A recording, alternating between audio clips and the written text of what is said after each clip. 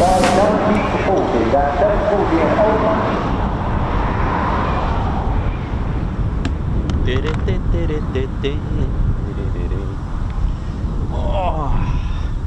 how we doing, ladies, gents, teddy bears?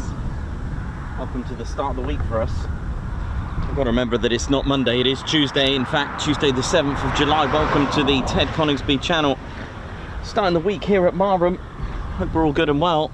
Oh yeah. You can hear some rumbles from Lakenheath, I believe, up there in the skies. And welcome to the show. My name's Nikos. I'm your cameraman, historian and commentator. What's going on?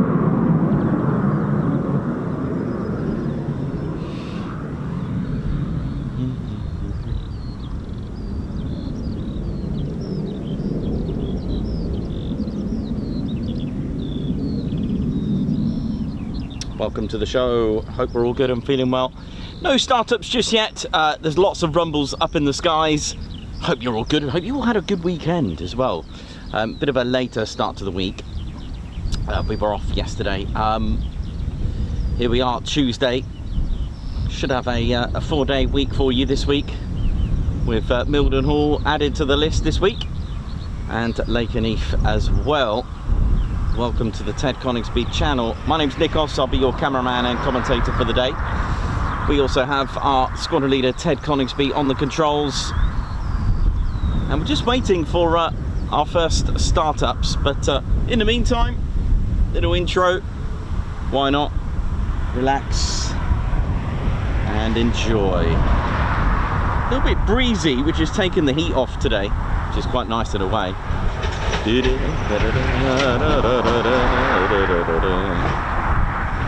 let's see what today will bring.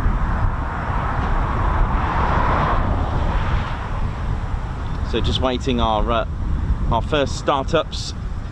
We may be able to hear them from here due to the direction of the wind. Runway 23 in use, as you can see there, the runway caravan. That's all rigged up, ready to go. Mind you, that said, can't see the PAPI lights. They don't look or appear from this angle that they're on. Maybe they're using a different runway. Maybe I should go and check. It could be interesting. The runway caravan's still here, so that's a good sign.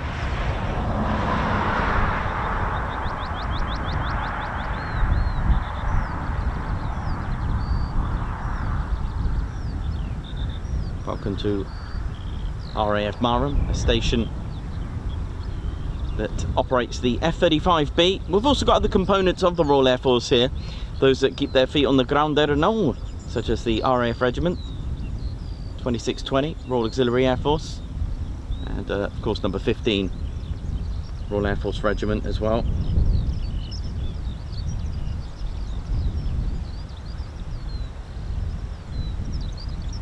Not forgetting the guard room as well. They look after the station, keeping things sweet and neat. Got number 6 RAF Police and Security Squadron. Lightning Force HQ is here as well as got components. We've got 2 front line squadrons here, one with the Royal Air Force and one with the Royal Navy. But one that we don't often mention is number 6 Royal Air Force Police and Security Squadron. They fall under the Air Security Force, and they're based here at Marham, and their mission, provide a dedicated policing, security and counterintelligence effect in order to secure the F-35 force and protect the F-35 platform. And that's for its people and the programme for here and overseas.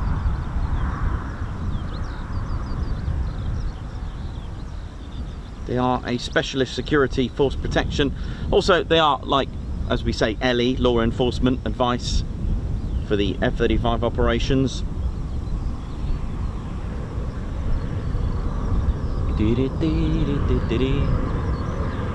Well, let's see what the day brings us today, right? I'll tell you what, that wind is it's actually quite nice. I'm trying to work out what direction it's coming from, but the caravan's still there, which is a good sign. Like I said, the PAPI lights are not on, so maybe the runway's not quite open just yet. What time is it? 9, can't can't remember what time the aerodrome opens, but we'll find out in a moment. Maybe it's not open, maybe I've got a little bit excited. But yes, I've started the stream without any startup, so we are here, you know, we're here together. We're going to experience plane spotting, military style. And there's a lot of sounds up in the skies. And for the last hour, I couldn't spot anything. All I could do was hear it. Do you ever find that when you're up in the skies, just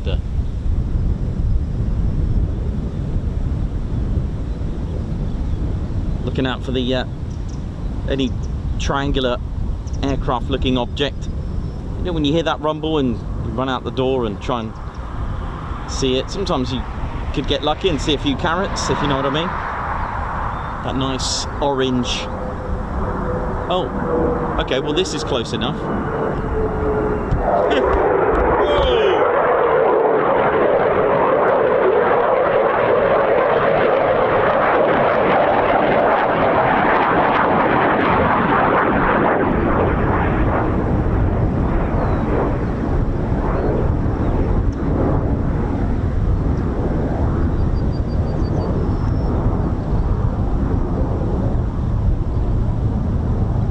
Well, that was close enough there.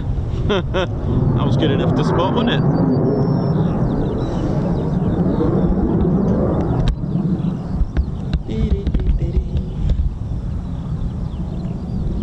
It was a nice sound, wasn't it? Those F-35As of RAF Lakenheath, no doubt. We haven't had anything. I've been here for about an hour. There hasn't been anything departing, so I can assure you those are Lakenheath's F-35As, I think.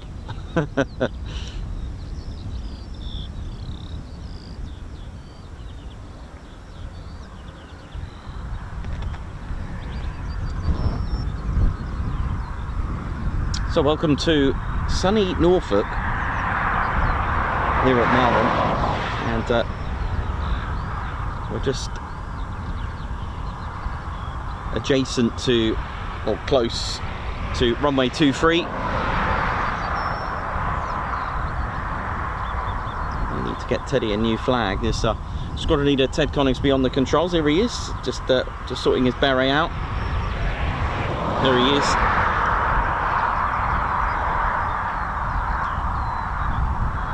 This is squadron leader Ted Coningsby, and for those who are quite new and joined us recently, or have spotted that Ted is not wearing a officer's cap badge, it's because Ted represents all of the Royal Air Force, from cadets to the fact that not everyone is a pilot. So Ted represents from ground crew, air traffic control, RAF police, the whole thing, which is why we've kept Ted's cap badge. That's right, Ted. You keep that lid on, mate. You keep that lid on.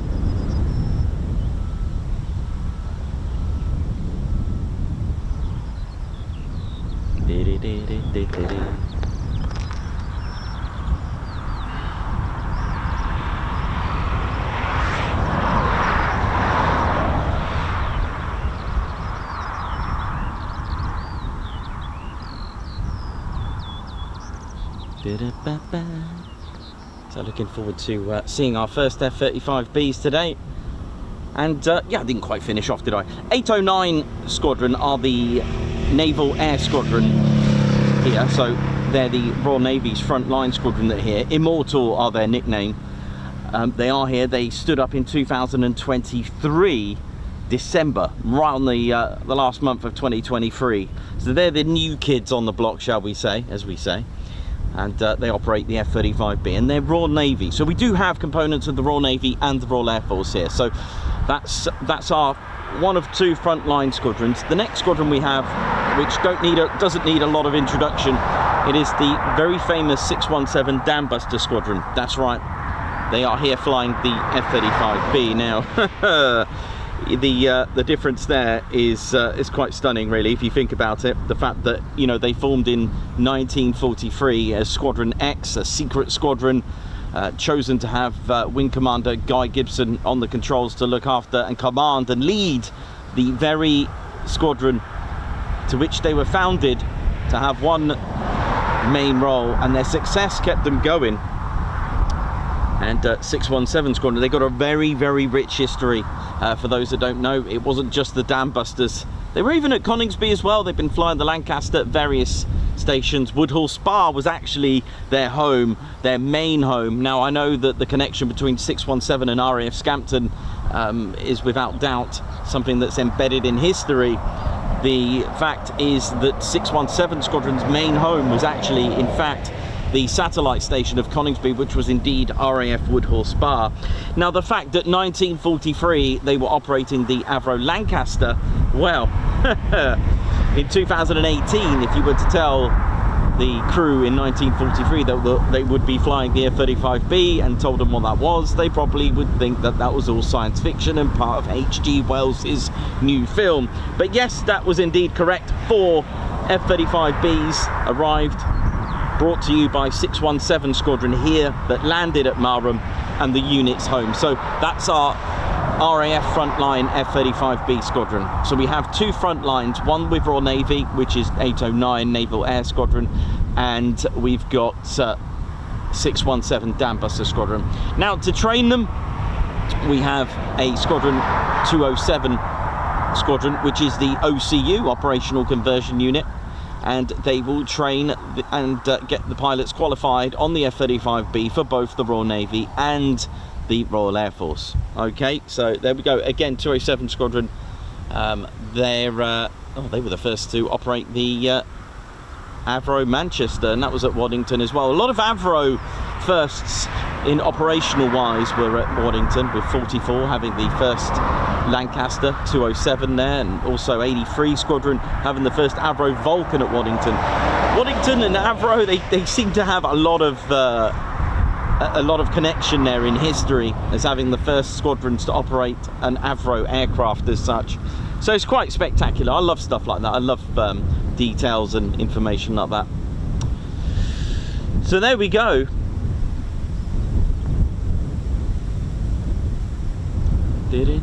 Hope you all had a good weekend. And I know for me it does actually feel like Monday.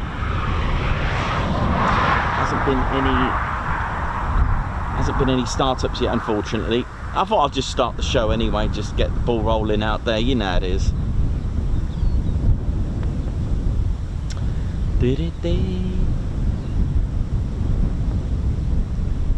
So today we're going to talk a little bit about the English Electric Canberra, which spent over 50 years here. That is a legacy and a half. The English Electric Canberra has such a strong, rich history with Marham. It's had many legendary aircrafts here, from the Wellington to the Stirling to the Mosquito to the Tornado. English Electric Canberra in no particular order there. Obviously, oh, hello. Aha! ATIS has just popped on, which means the runway wasn't open when I started the stream. So it sounds like the runway is about to be open very shortly.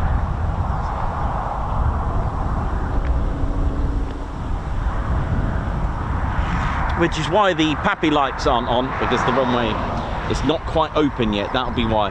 Okay, well, I could have delayed the stream, but hey, we're here now. Let's get rolling.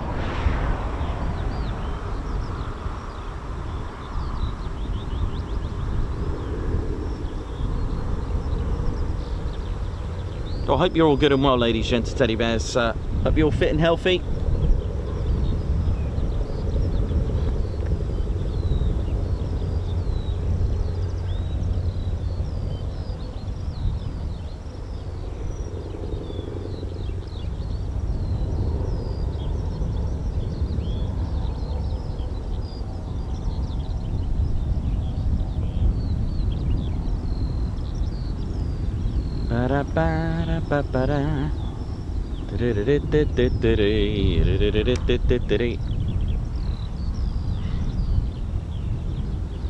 She's got the AWCU just will appear on the screens in a moment. Looks like they're doing some runway checks now, so runway will be open very shortly.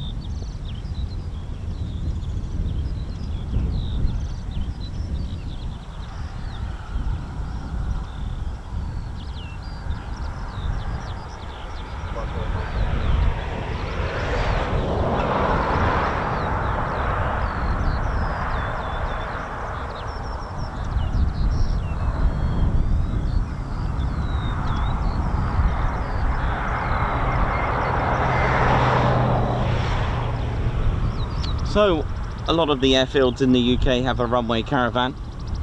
It's a good indication for us to know which runway's in use. If it starts to move, then the runway's obviously changed.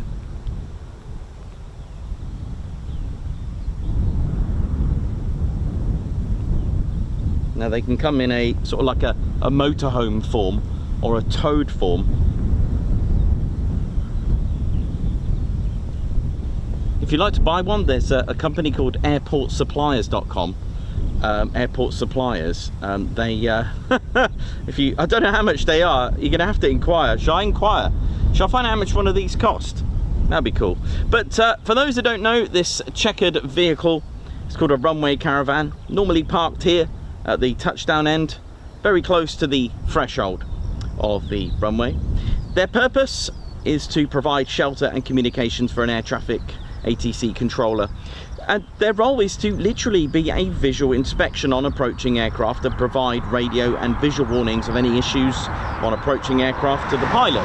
So when they arrive here, say for example they've just pulled up, they'll need to connect it, they need to wire it up, okay, and they also have a radio, they got a signal light gun, they've also got a pistol flare. So if so basically it's pretty risky being exposed like that, but obviously they're obviously an extra set of eyes very close that can see any issues for the approaching aircraft, like maybe a sudden burst of I don't know, geese or something, a flock of geese just suddenly approaching from the farmlands.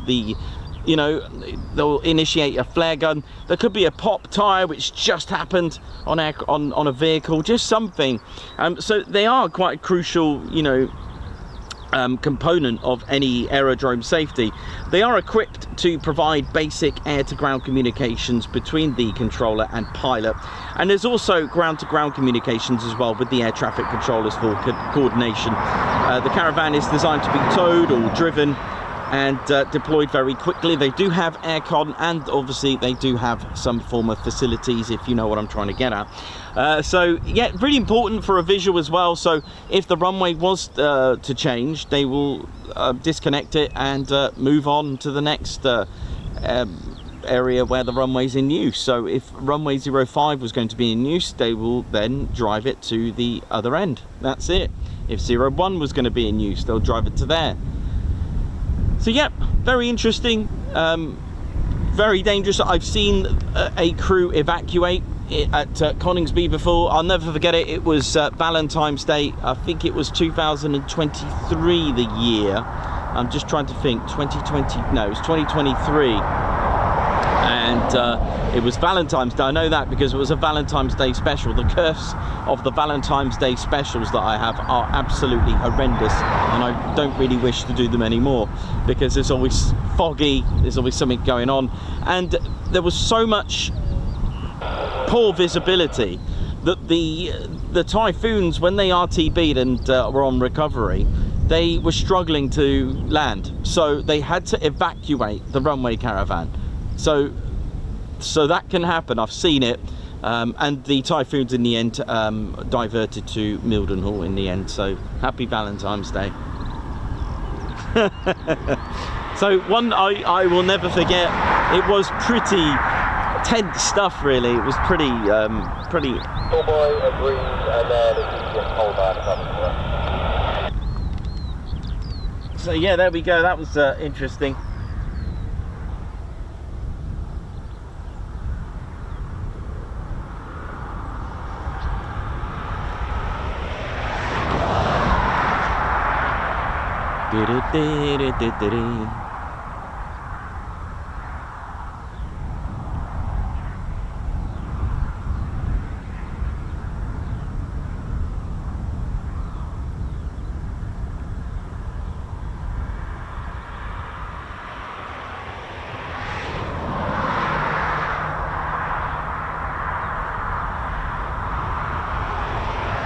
So there was quite a few Royal Flying Corps airfields here. So obviously during the First World War, and to protect Marham, to protect Norfolk from the Zeppelin raids. So there was a number of RFC stations, Royal Flying Corps. So the Royal Naval Air Service, RNAS, But of course by 1918 they converted to the Royal Air Force. There was around 30, I'm going to do a little map for you at some point, there was around 30 Royal Flying Corps airfields. The nearest one is just to my right, and I'd safely say it's about half a mile in the direction of the backwards crow flying from here, literally to my right, and that was RFC Narborough, which of course in 1918 transitioned to the Royal Air Force. It opened in 1915, had about 908 acre site. It's near King's Lynn, of course, like we are today. Featured 7 large hangars, coal yards, and served as a base for number 35 Squadron. There's also RAF Bircham Newton. So this is something we don't really talk about the rest of the airfields really when it comes to the history, but you may know them. There was also RFC Bexwell, Mousehold Heath, Bircham Newton. Of course, Marham was one of those in 1916. And its main role, Marham, was for home defence against the Zeppelin airships. And it was the only major World War I airfield in Norfolk that remains active today. So of all the RFC airfields that were once, Marham is the only one in Norfolk that I believe has survived. There was also RAF Sedgeford, located about 15 miles northeast of King's Lynn, and it was used for training. So something we don't often talk about really is the rest of the airfields.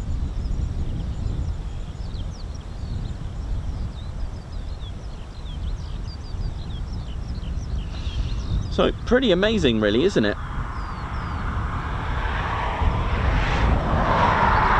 But it's still going today. Well done, man. Well done. Ba-da-ba.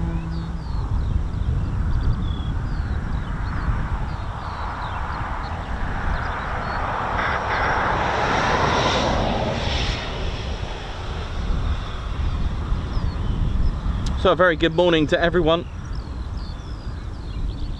Hope we're all good and well. And if you just joined us, don't forget to hit the like button. Let's get this, let's do all our checks now while we can. Hit the like button, give us a thumbs up.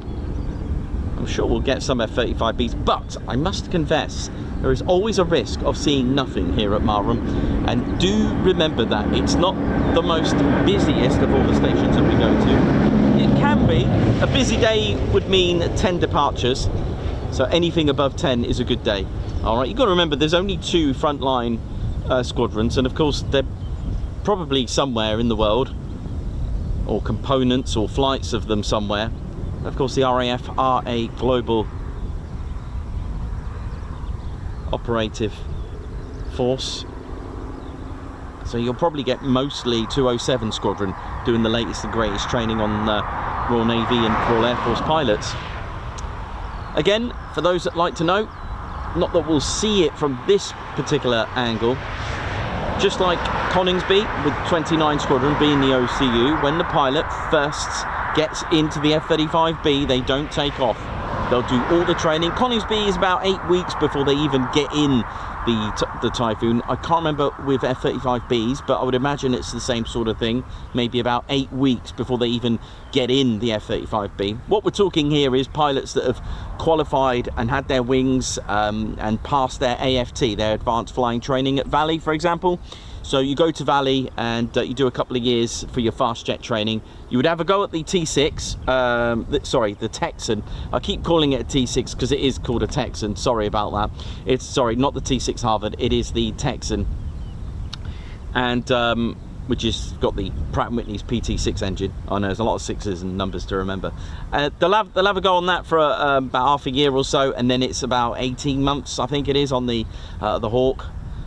So nearly 2 years, and once they've passed their AFT, if their platform is streamed to the F-35B, they'll come here, okay, with 207 Squadron, and they'll spend many weeks before they even get in the F-35B. And it is just like Coningsby, as we've just confirmed a couple of weeks back, that a pilot They will not take off on their first time in the F-35B. They'll do a few taxi runs and a few taxi to holding points, just like we've seen at RAF Coningsby. All right, so I guess that is the thing throughout the whole thing, so kind of cool, right? But there is no family version F-35B. Once you're going up, you're on your own, and that is, I mean, it's just like Coningsby. I know they do a two-seater trainer, but the thing is, a QFI will always tell you, whether it's the F-35B or whether it is the Typhoon, when they go up and see someone that they've been training, it is probably the most terrifying thing, and there's nothing they can do about it. They just got to hope they've taught them well, but it must be nerve-wracking as well, but obviously quite exciting. But don't forget, they are pilots. They do know how to fly. It's just it's their first time in a Typhoon. There could be errors that they're like, oh, what's this one? But they would have been taught that, which is why it's really important to spend weeks and weeks learning all about not only all the error codes and messages and scenarios, but you've also got the helmet, the mounted display unit, and you've also got the G suits as well. They're a thing. They're an amazing accessory for survival. It is all for survival. They'll be practicing capture and evasion, very important. They'll be practicing so many things that you won't think about. Capture and evasion is really important, you know. You don't want to be untrained. They'll be taught how not to say anything during interrogation. They'll be taught, of course there's only a few things I can tell you, because a lot of this is classified, and obviously the stuff I know is okay, it's not classified, but they'll be taught how to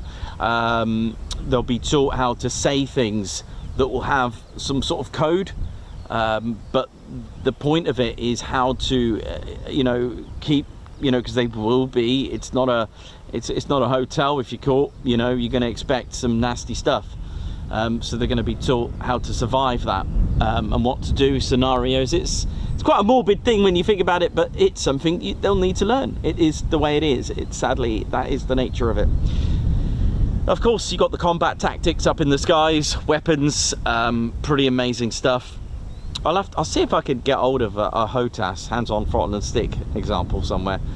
I would take one from the Typhoon display team, but we'll know exactly who took it. They'll easily just go, okay, right, phone the police, and that'll be the end of the channel. But it'll be funny though, but no, not really, obviously. I'm just thinking it from a Benny Hill point of view. But yeah, it's like Ted and the Blisk and the compressor. I'm sure if it goes missing, I'm sure they'll know exactly who's got it, because I'll be showing you exactly how it all works on the stream, no doubt. Hey, it's all just a bit of banter and a bit of fun. There is no malice on this. Right, what's going on here? Why are we waiting? What's going on here? Has there been an OTAM?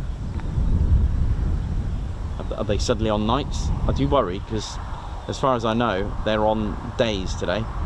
They're not night flying.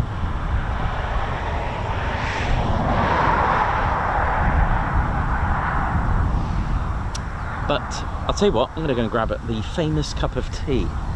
Come on, Teddy, let's have a famous cup of tea.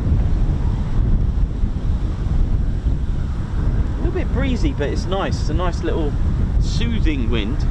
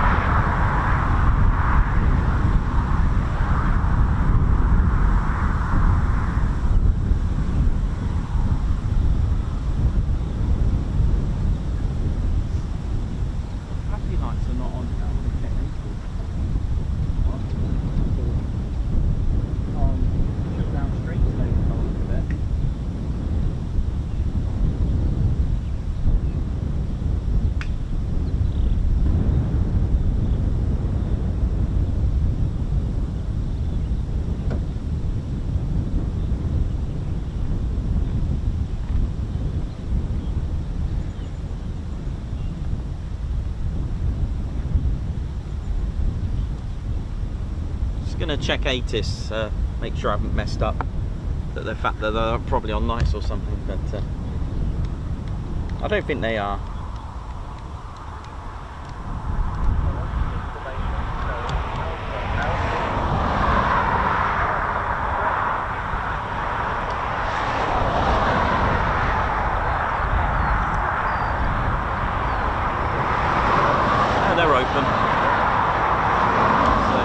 So that's the basics anyway, they are open. So that's alright then. Pretty cool, massively cool. Well, welcome to the show anyway. Hope we're all good. We're just going to wait patiently for the first startup of the day. It's easy. I've got my cup of tea. Come on, Marham, let's go. Ain't no bother to hover there now. Tell you what though, it's such a lovely temperature today. It's unreal. It's really nice. I could live with this. This is nice. Thing is with Marham, once it starts up, it gets going and it's all good, you know. All that way. It's a bit like going to lower level. Just a heads up, one for your diary. There won't be a stream next Monday. Okay, so 13th of July is NS. I know it's a little bit advanced into the future. Well, it's not that, well, it's only next week. Just a little diary there.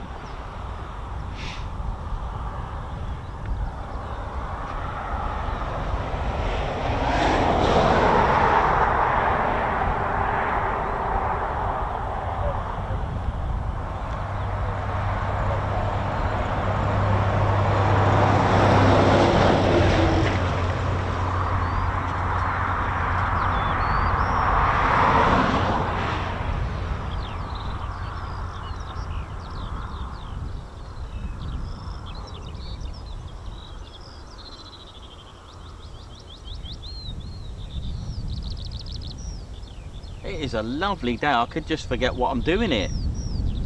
This is perfect. Nice temperature.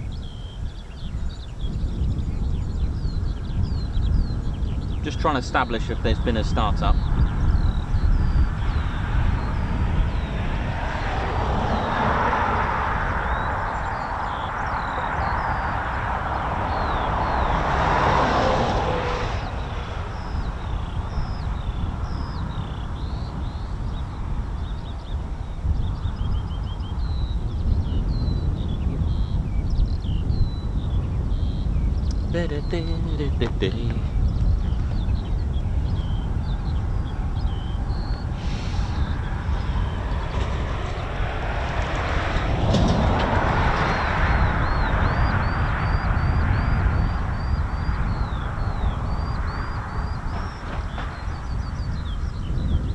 So a very warm welcome to Claire Upton, Donna and the Caker Cat, Sue Holloway, the Bat of Purple, Davey, Oi Oi, JP Aviation, Ramco DeVray, Stephen Norris, LEJ Approach. Welcome to the show, Hank for Huel, Phantom Fanatic. Hope we're all good and well. Welcome to the show. Very good morning to all of you. So we're just waiting for startups. We're just waiting patiently. This is the nature of the game of military aviation.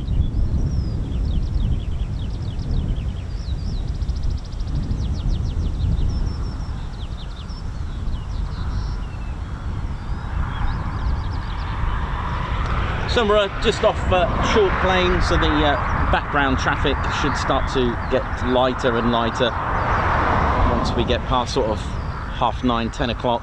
Mind you, it's died down a little bit now, hasn't it? So come on, Marham, let's ride. So I hope you've all been enjoying the air shows that have been going on. I see lots of you have been to Duxford. There's also Shuttleworth. That was kind of cool, wasn't it? Duxford, that was on over the weekend. Hope you all enjoyed. Lovely to see your photos and videos that you've been posting. Pretty cool, nicely done.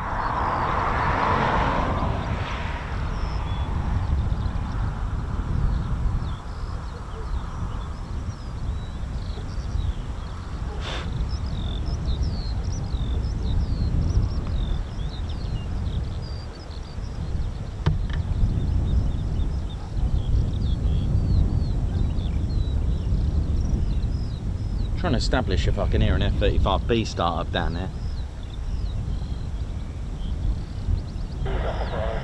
No? Yep, I think there is a startup down there. It's just the direction of the wind is slightly off.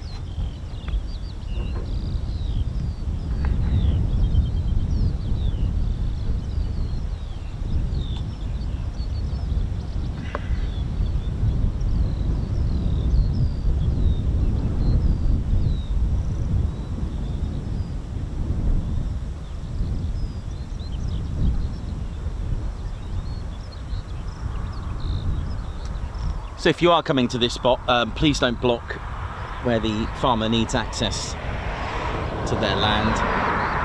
So you've got this track down here, so we're not blocking that at all. I'm on this lot of, there is other sections. There's a lay-by just behind me as well. There is patches where you could park, and just remember you've got to leave access for the farmer there as well to get onto the land, which I'm on this little bit of island at the minute, which is fine. We've seen the farmer come and go.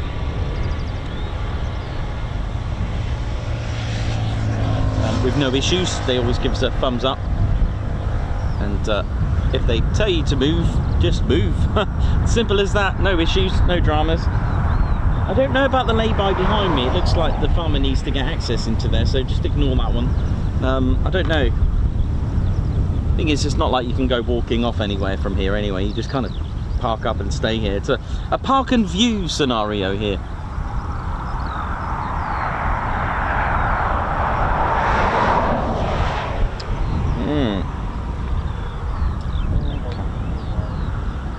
So I think we've got, I can hear something in the distance. We may have startups, so shouldn't be too long now.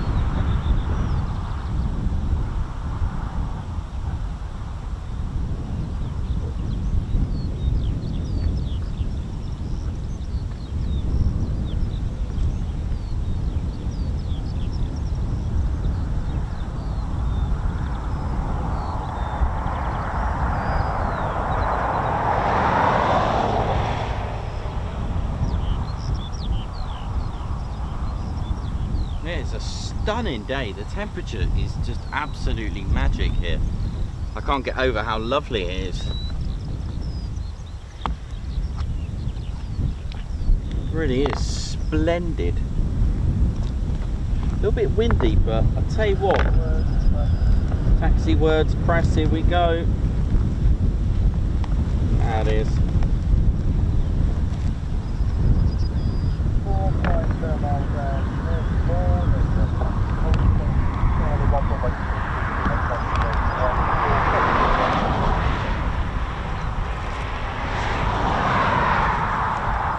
So here we go, our first taxi is coming up. F-35B's taxiing right now.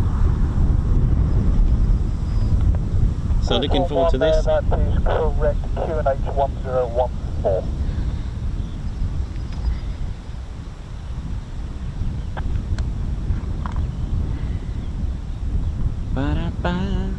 So if you just joined us, welcome to the show. Don't forget to give us a like. Do hit that like button. Viewers, members, subscribers, hit that like button. Let's go. Let's do this one more time.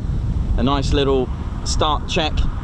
The checklist, really important. It really gives the stream a little boost out there for fellow enthusiasts that haven't discovered the channel either. It's quite kind of cool, isn't it? In some ways, and also amazing to think that there are enthusiasts out there that haven't discovered the channel. It's amazing. So here we are. So hitting that like button does do it wonders. It gives us an opportunity to get the stream recommended maybe on the next up recommendations on YouTube Home or something like that. It does help apparently with the algorithm, but no worries. And I get the logic. If viewers are hitting the like button, then it's obviously something quite nice, but if our subscribers are hitting the like button, it goes a long way as well. The PAPI lights have just come on, which you've probably just noticed anyway before me.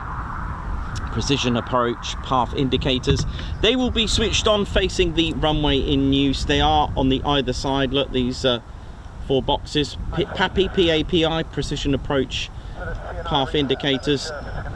Now they may appear red. I've explained before that they're not red up in the skies. They due to a clever lens and angle, the boxes are tilted up. They actually change colour depending on your altitude. It's to assist. What the pilot is looking for is 2 white and 2 red instead of 4. Instead of 4 red. 4 red means you're too low. 1 white, 3 red means you're slightly low. 2 white and 2 red, you're doing all right, perfect. 3 white, 1 red is slightly high. All white is not all white really, you're too high. Very clever, very easy and effective. And they will be facing the runway in use. And they're very clever as well because, okay, so you got the ILS for example. A pilot will be looking at their display once they got their ILS sorted and on the correct, let's say they're on the center line, they're at the right altitude. Instead of the pilot looking down and then looking up, looking down and then looking up at the runway, looking down at the display unit and then looking up, they can just look ahead and just look at the runway and just look that they've got 2 white and 2 red, perfect height on a 3-degree glide slope. What we're talking here is about 315 feet per nautical mile out. So if you round that up, right, for argument's sake, it's 300 feet per nautical mile. The pilot's looking for, let's say they were 3 nautical miles out, they should be around 900 feet high, no less. Does that make sense? So 10 nautical miles out, they should be at 3,000 feet, no less. The exact on a 3-degree glide slope, I know, I did some maths, the Pythagoras theorem, should be exactly 318 feet. But yeah, I'm not a pilot, but I'm sure they round it off to 315 or 300. So there we go, those are the PAPI lights. So if they were using 05, those will be switched off and they'll be facing the ones that are at 05, they'll be lit up. There are PAPI lights for 01 and 19. So Pratt & Whitney's F-135 PW600 engine is what we're going to hear next.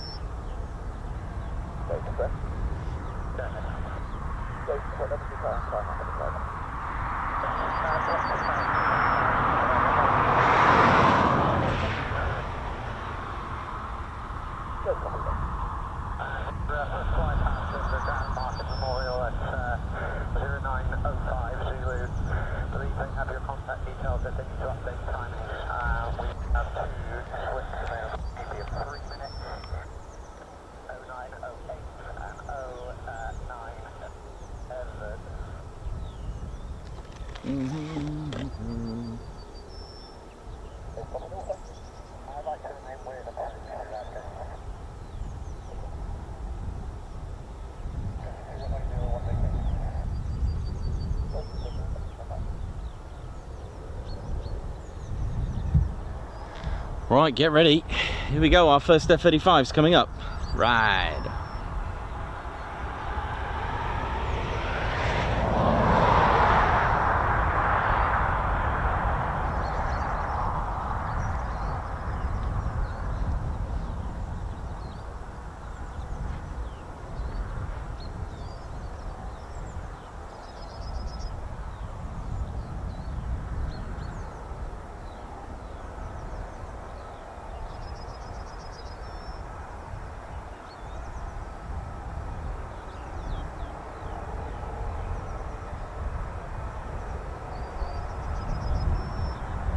Okay, any second now.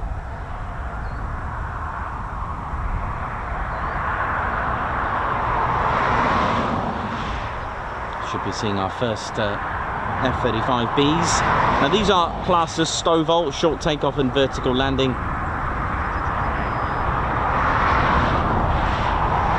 And they are impressive. There's 3 landing pads here. 67 by 67 meters with a landing zone inside that at 30.5 by 30.5 meters. That distinctive Pratt & Whitney F-135 tone. These are a little bit different. They do power Rolls-Royce's lift fan and lift system.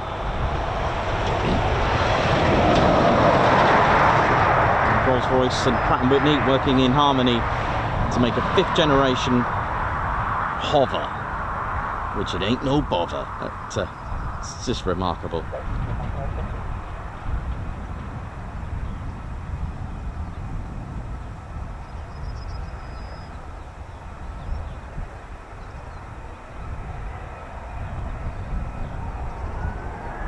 Ooh, listen to that.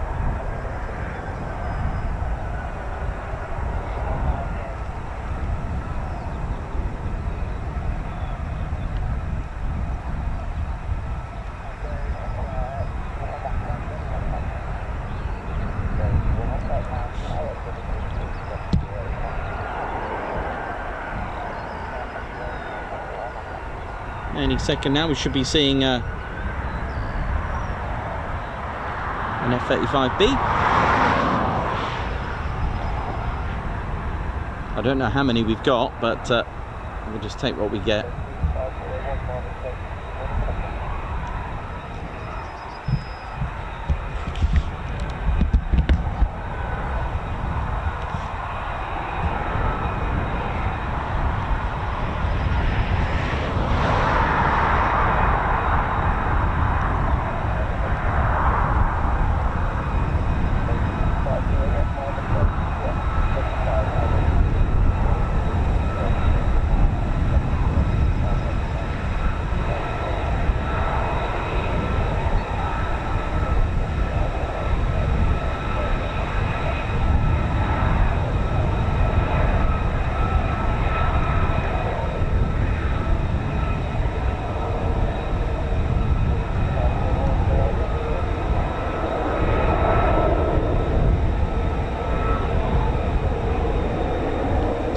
Two.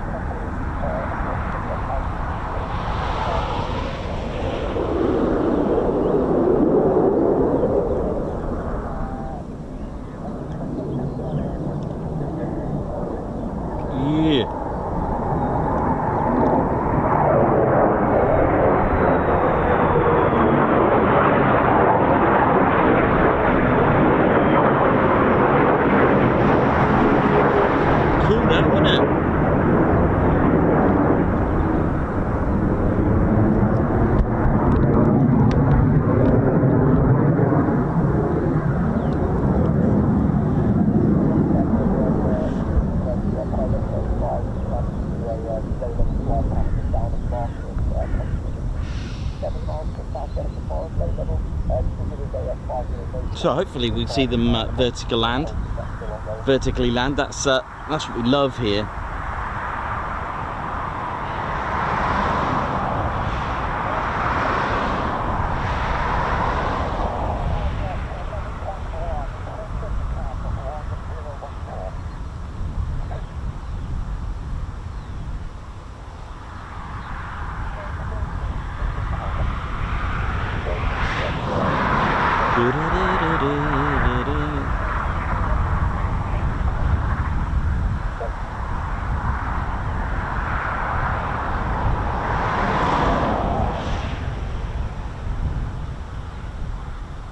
That was pretty cool, that, wasn't it?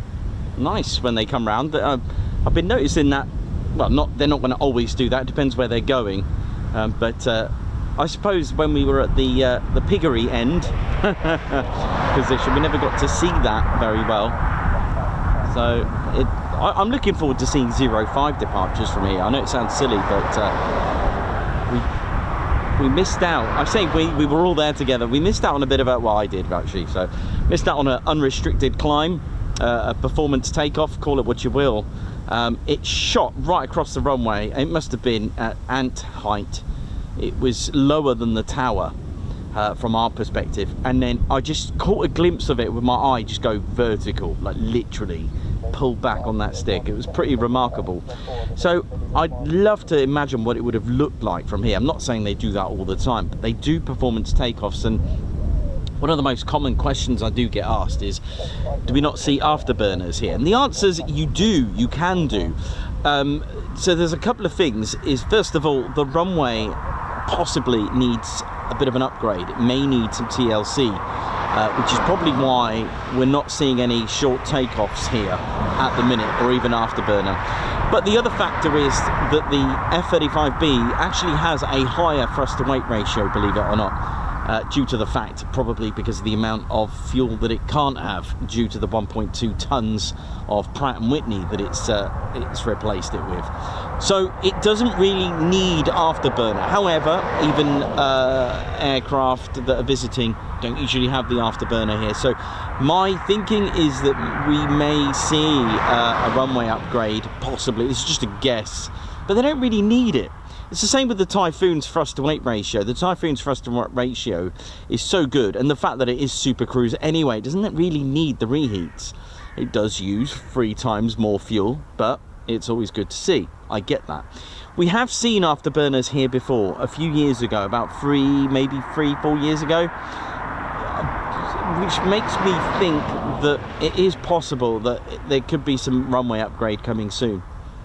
Now you're probably thinking, hang on a minute, the vertical landing surely has more blast. Yes, that's true, but they have a designated vertical landing pads ×3. So it's just a thought, but that'll be why. And again, air forces operate differently as well. But the F-35B doesn't really need afterburner because it can initiate a short takeoff. It really doesn't need hardly any runway. It can take off an assault ship such as the USS Mackinac Island, for example, which is only, what, 256 meters long, which is ridiculous.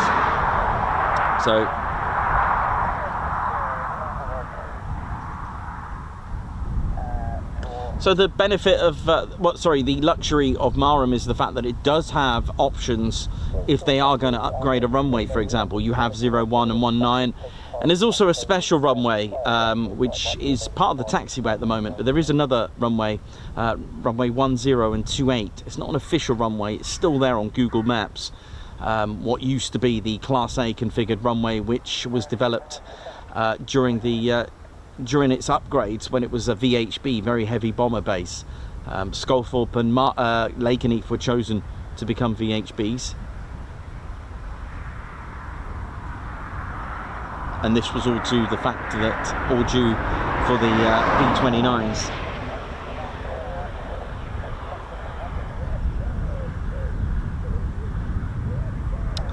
Class A concrete configured runways were not a thing until after December 1940. Any runways that were designated to bombers that were being constructed from December 1940 So although Coningsby was built in in November 1940, the thing is, work began in 1937. So that's why it was made with grass runway. So if it was from any aerodromes that were considered from December 1940, that was it.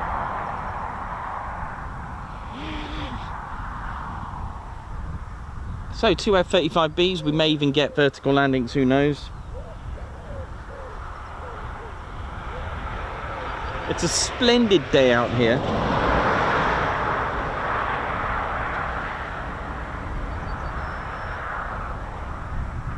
What a day. It really is a lovely day. I can't get over how nice it is. Normally I'm going, oh, it's windy. It is, it's got a little bit of wind. There is a breeze. That's what I'm going to call today. But it's a nice, cool breeze. I like this temperature. This, for me, is perfection itself there, Ted.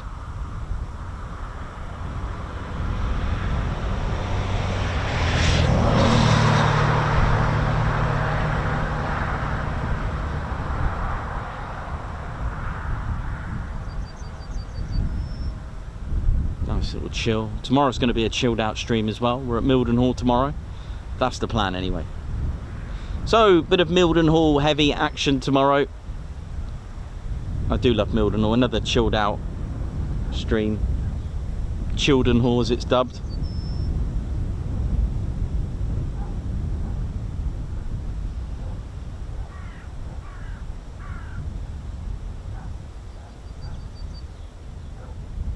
How's everyone doing? Hope you're all good and well. Welcome to the show. That was a nice shot though. I love that. And it turned. Yeah.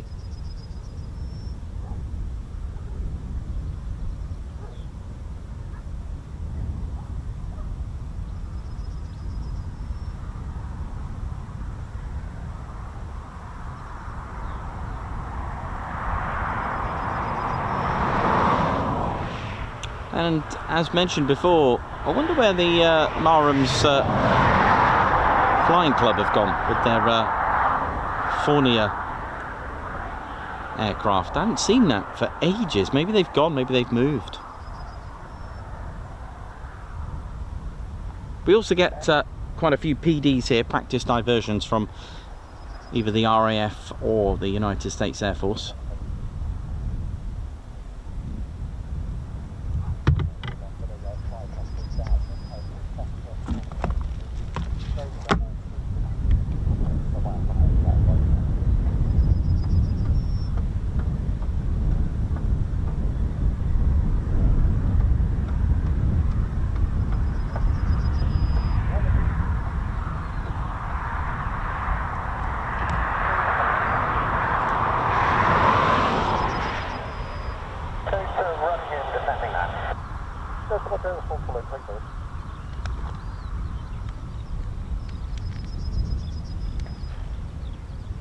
Arrow on the left, go.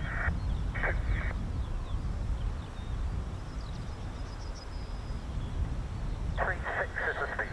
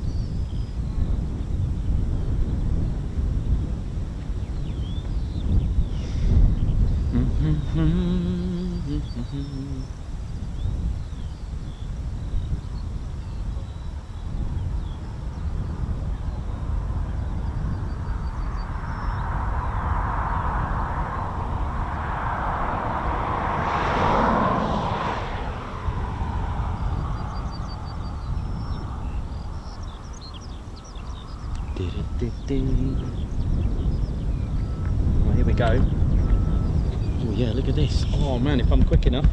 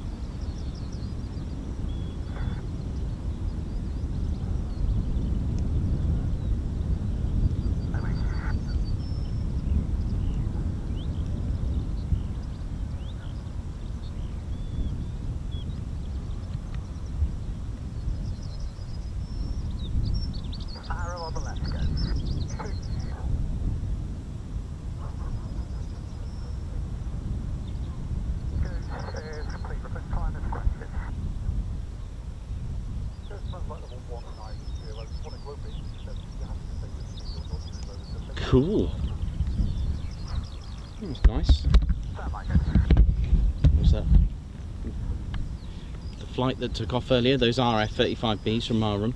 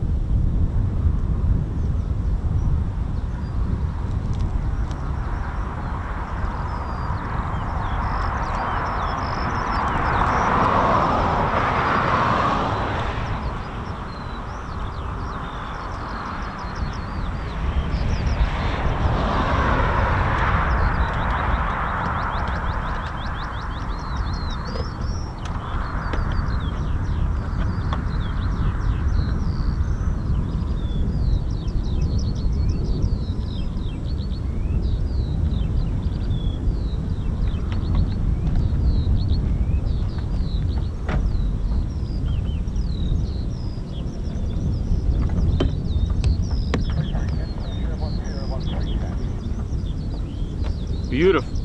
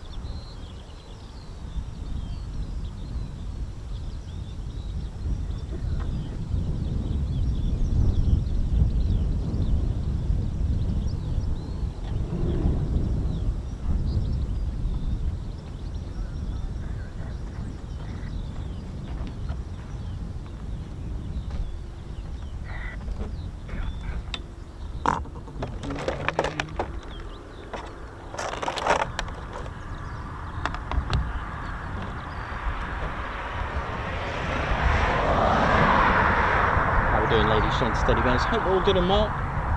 Welcome to the Ted Coningsby channel, live here at RAF Marham. And I don't think we're too long for an arrival.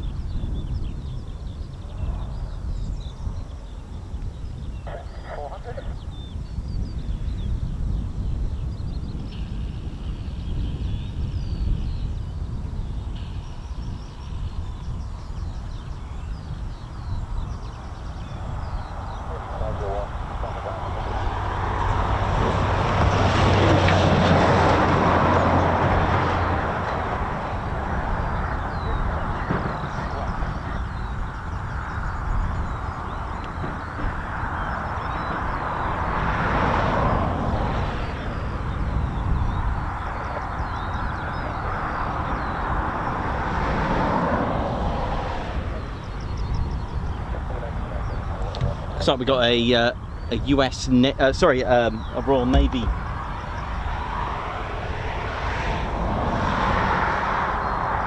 Looks like a Merlin, which is Navy 501. Kind of cool, isn't it? Don't know if we're going to get to see it from here.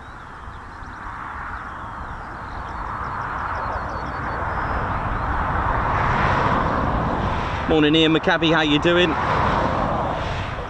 Perez, Matman Bush, oi oi to you. Davey, LEJ approach.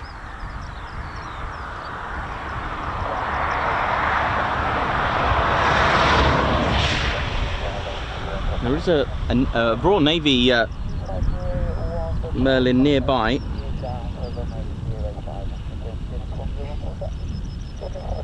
Okay, I do have visual on it, but it's coming in from 05, unfortunately, so we may not be able to see a lot of it, but we'll do our best.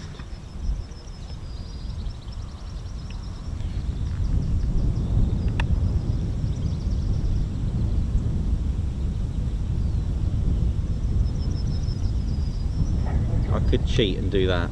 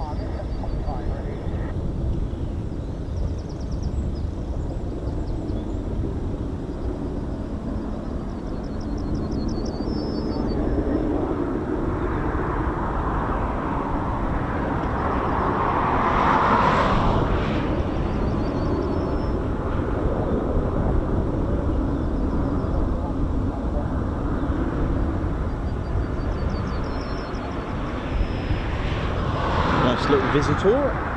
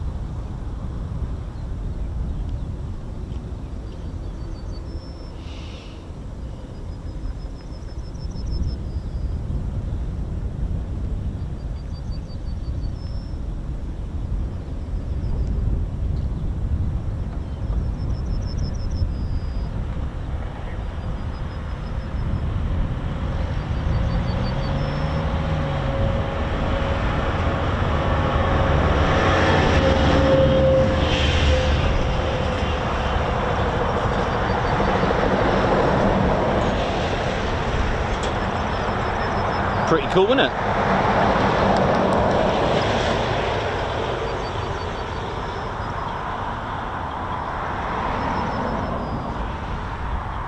Shame it didn't come this way, but helicopters tend to have a little bit of a different leeway, shall I say, or at least a little bit different when it comes to departures and arrivals. I don't think it really matters to them very much.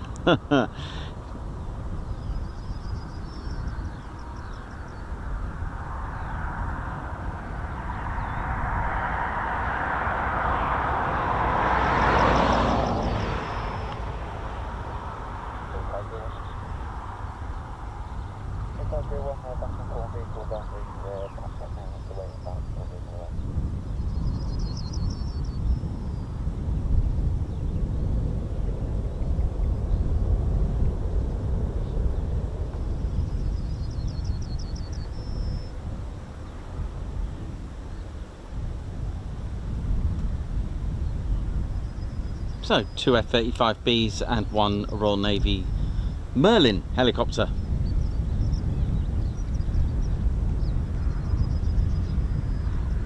Which, well, if it is going to go back out, I will probably bet it will go away from us, unfortunately. But you never know, might get lucky, might come towards us.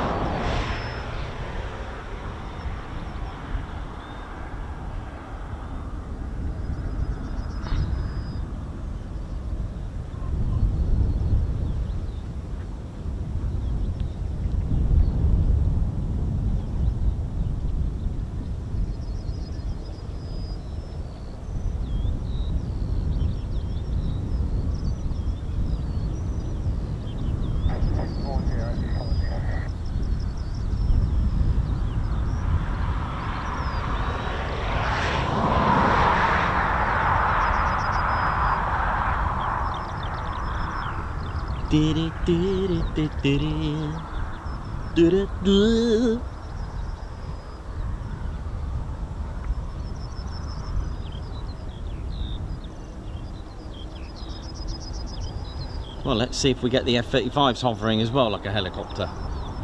Helicopter, helicopter.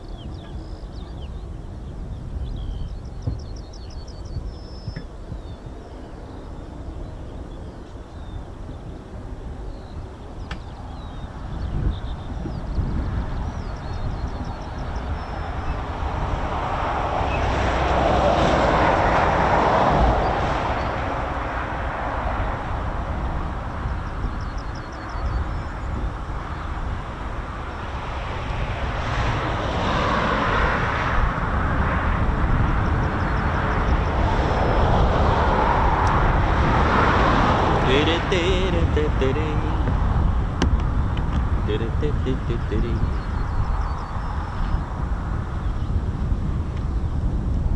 was nice to see that, wasn't it? I know it was far away, but that's fine. Better than nothing, isn't it? Oh, hello.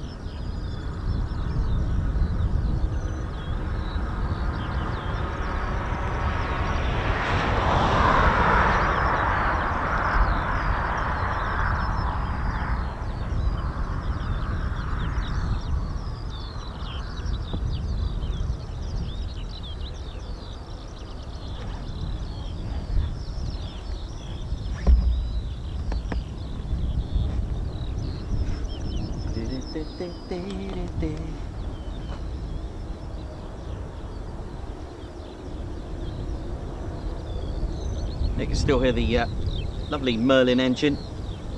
Sorry, start again. You can still hear the engine on the Merlin. That's better.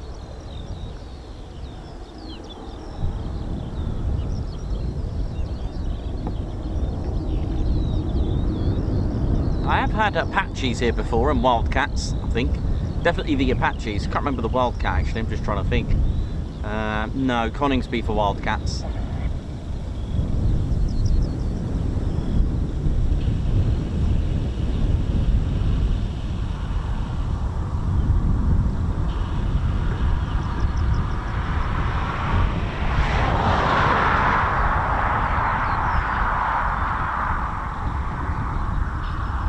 So welcome to the show.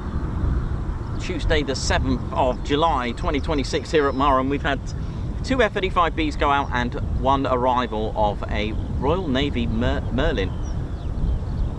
Bit of chopper action.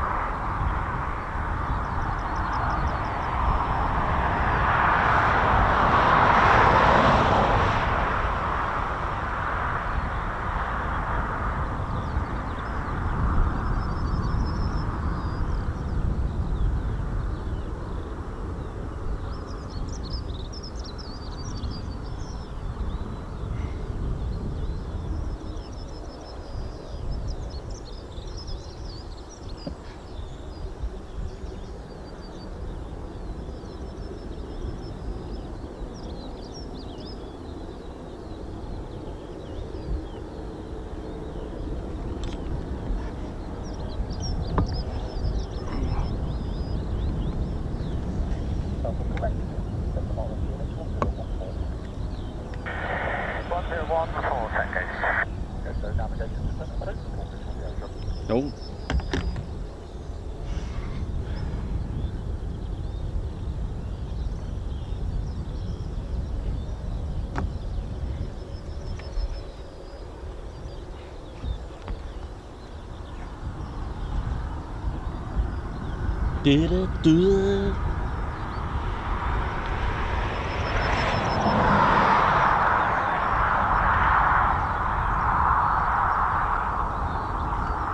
So our F-35s are RTB by the sound of it.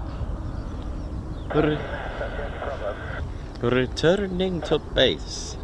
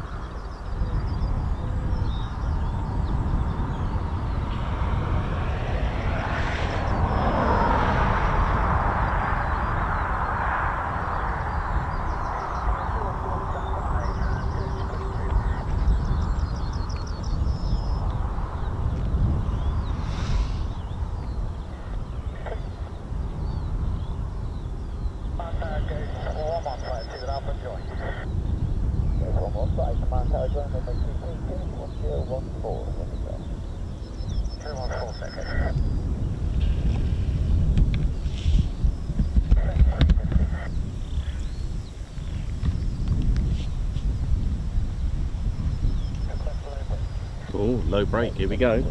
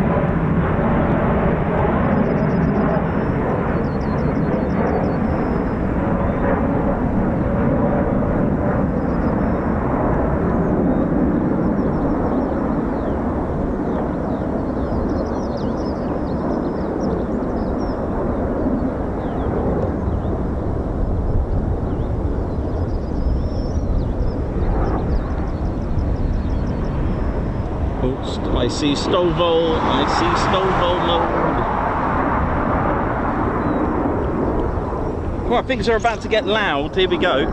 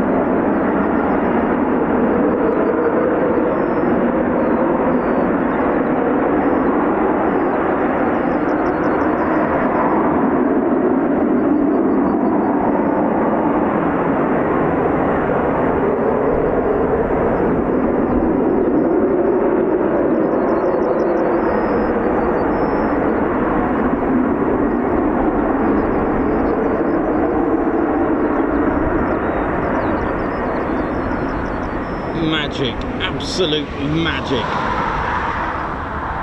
Beautiful. Nice to get two in one shot there. Sorry about the little bump there. I'm finding it quite difficult. I'll explain later about the splint I'm wearing for my hand at the minute. I've had a bit of a sitch, but yeah, I hope that wasn't too disruptive for you.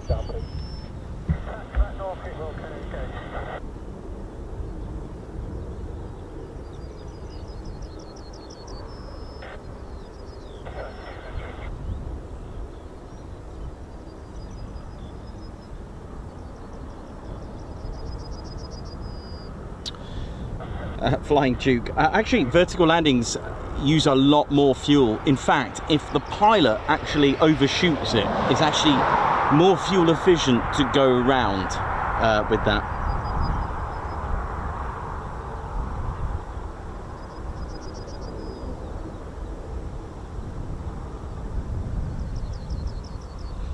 So these are classed as STOVL aircraft.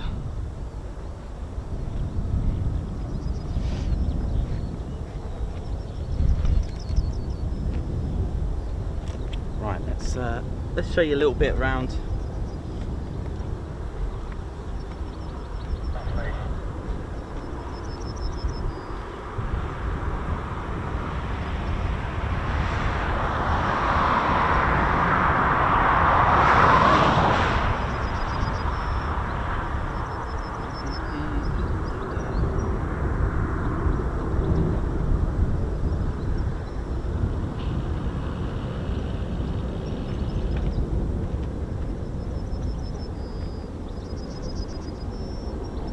Yeah, it is awesome. It's always awesome to see. I mean, we go to Coningsby, we go to Lake and Heath, we love our PTOs, we love our, you know, we love our quick climbs, but, you know, we come here for the landings, and if we're lucky, we can get a short takeoff as well, which is always good.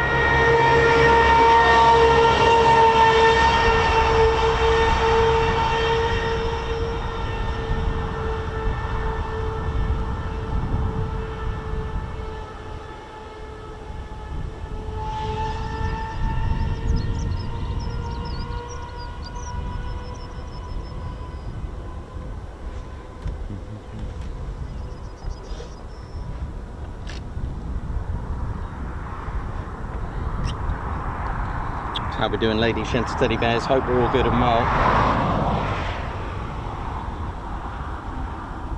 So there are, you know, differences between the F-35B and the A. And of course there is the third variant, the F-35C. I get that, but the thing is, they have, although they have the 5th gen stealth attributes, they all share max speed at Mach 1.6. They've got quite a lot of differences, and of course it was, you know, the 3 variants were in place to fulfill the requirements of each sector. So the Air Force, the US Marine Corps, and of course the Navy, or so be it, the US Navy and the Royal Navy, of course. The F-35A is the most popular choice to buy, but they all have a few materialistic differences, such as the F-35A is the only one with the internal cannon. The airframe is suited to pull 9G, where the others are less. The range is different, the weight is different. But for those that just admired the landings there, I'll go through it. I mean, it's, you know, although it's the Pratt & Whitney engine, and for those that are quite Teducated, will know all about this, but you've got to admire the connection and the delivery of power, which is distributed and given to the Rolls-Royce lift fan and the full lift system as well. So the Lockheed Martin F-35B is powered by a Pratt & Whitney F135 engine, but it's a little bit different than the A variant. The A variant is the PW100, the B variant is the PW600 variant, and they are different. And it's in fact Rolls-Royce that give the lift in the system, and it's the only vertical lift technology for a fighter jet in the production in the world. It is literally, without doubt, an unrivaled performance, and when you've put it in an F-35B, you've really got the world's most advanced stealth fighter, if you think about it like that. And the lift system as well comes in part of the latest and greatest in digital technology and fan system technology. It's very responsive, precise and powerful short takeoff and vertical landing, which is classed as a STOVL capability aircraft with minimal impact on total airframe. Let's face it, the F-35 weight, the F-35A, that's 29,000 pounds. I've rounded it up, empty. All right, now the thing is, you've got to remember that they've just stuck in 1.2 tons. I'll give you the new money and old money with that as well to help out, but empty weight is 13,300 kilos on the A variant. That's 29,000 pounds, okay, empty. And what you've done here, you've added 1.2 tons, so 1.2 tons, 14,700 or so kilos, okay, so that's 32,470 pounds, you know, that you've increased the F-35B, and the C variant's even more. But the thing is, you've got to remember that there would have been internal fuel where the engine sits of the lift fan. So internal fuel is 18,250 pounds on the A, and only 13,500 on the B. So what does that tell you? Well, it's going to be less. You're going to have naturally less range. Okay, so the F135 engine is all here. All right, on the PW100. The PW600 is all over here. It's all this as well. So it's almost double the size. And the thing is, with that in mind, there might be a bit noisy. The tractor's just going to come past on to my right. Hope that's all right.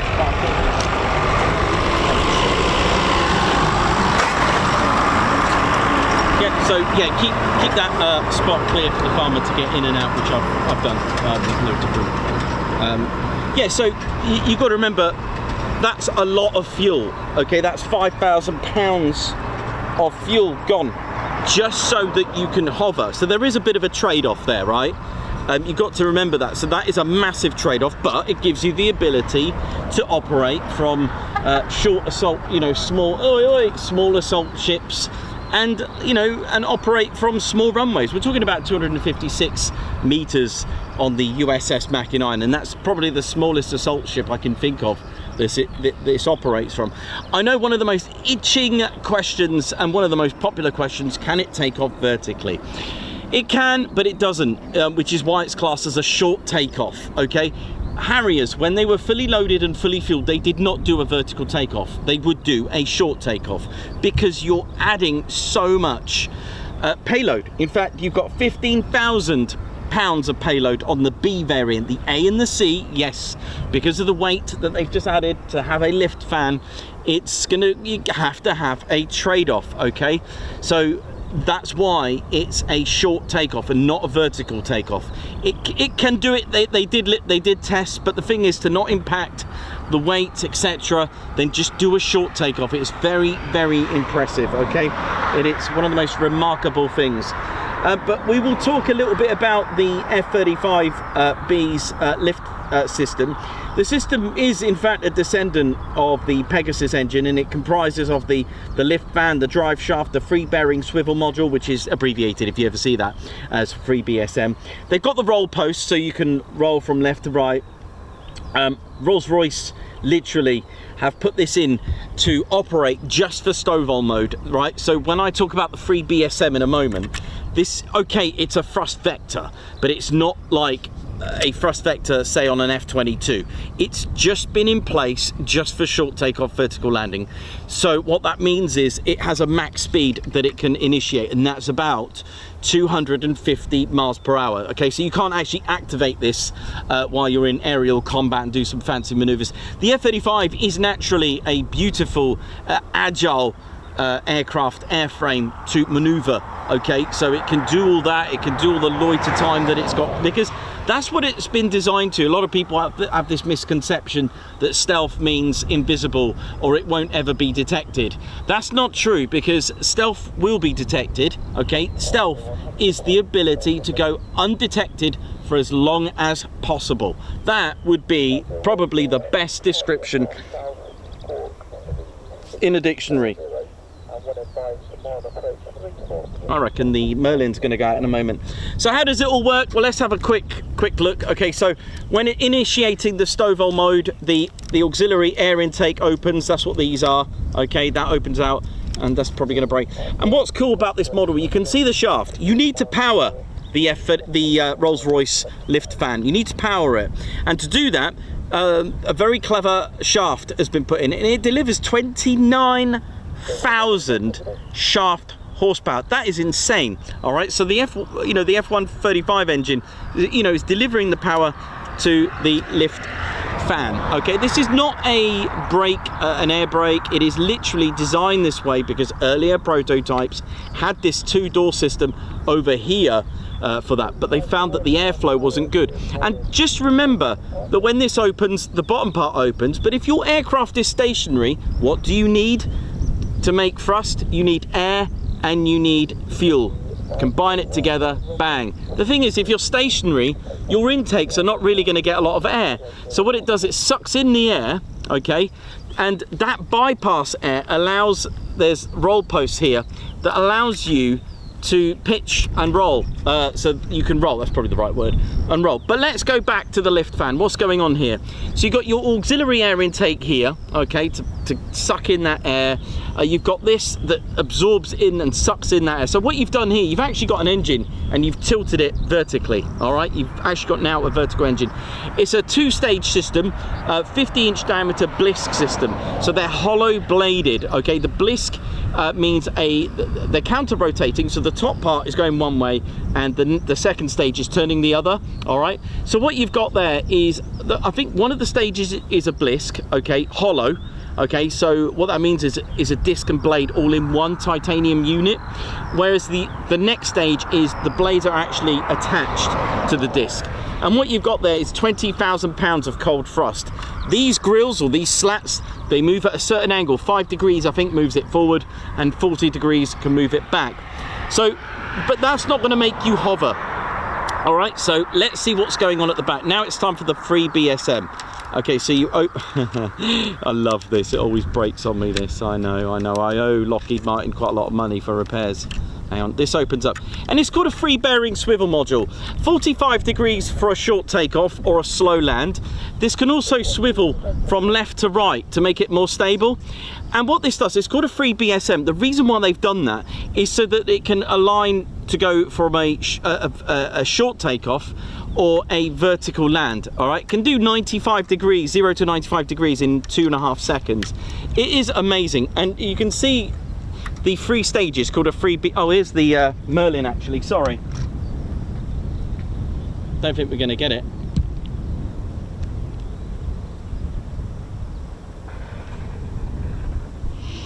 Oh, it took off anyway from the from runway 5, unfortunately.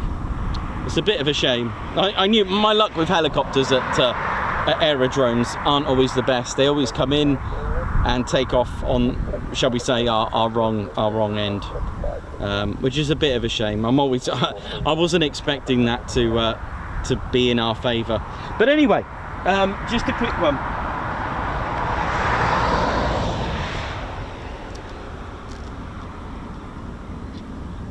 So there's our, okay, so, right, so if you're going to do a short takeoff, okay, all this opens up into the Stovall mode. This will be at 45 degrees, okay, and away it goes.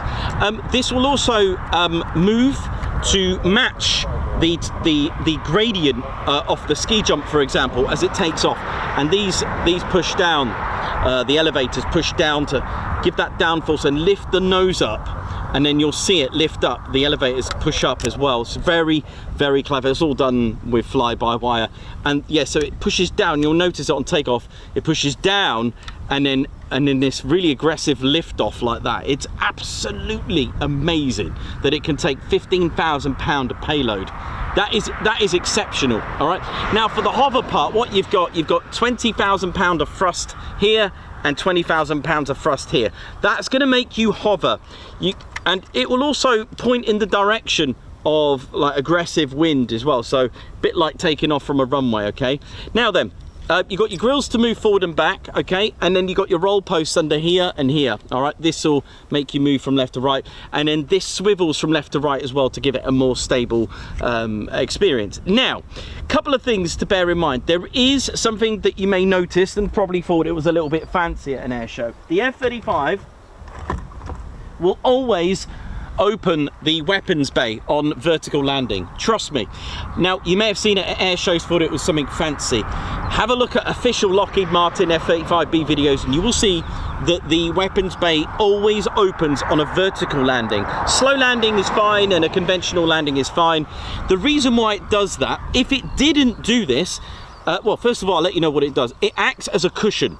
Got to remember, you've got force coming down here and here, all right? All that blast is going to go one way, back up, and create turbulence. And what the purpose of the design feature, it features as a cushion or a dam, and it absorbs all that ground effect in some ways, all that jet blast that's ricocheting back, okay? Because if it didn't have this, it will wobble out of control, and it will be a very nasty, bumpy ride. So oh gosh, so my model here doesn't have that. It's a bit of a shame because then I can show you the whole thing.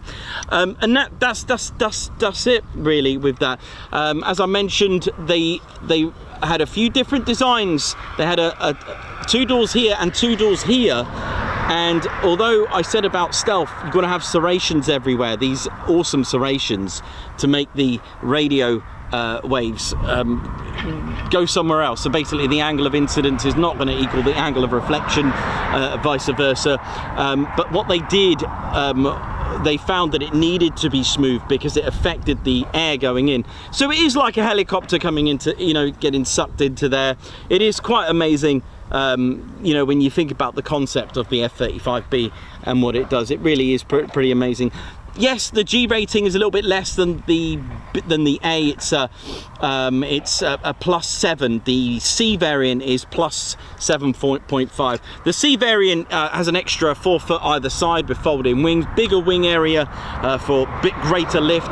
It's got a twin axle at the front on the C variant, an uprated suspension so it can pull along on the catapult steam powered thing, which is quite amazing. So it's like a CV variant to be exact on that one as well.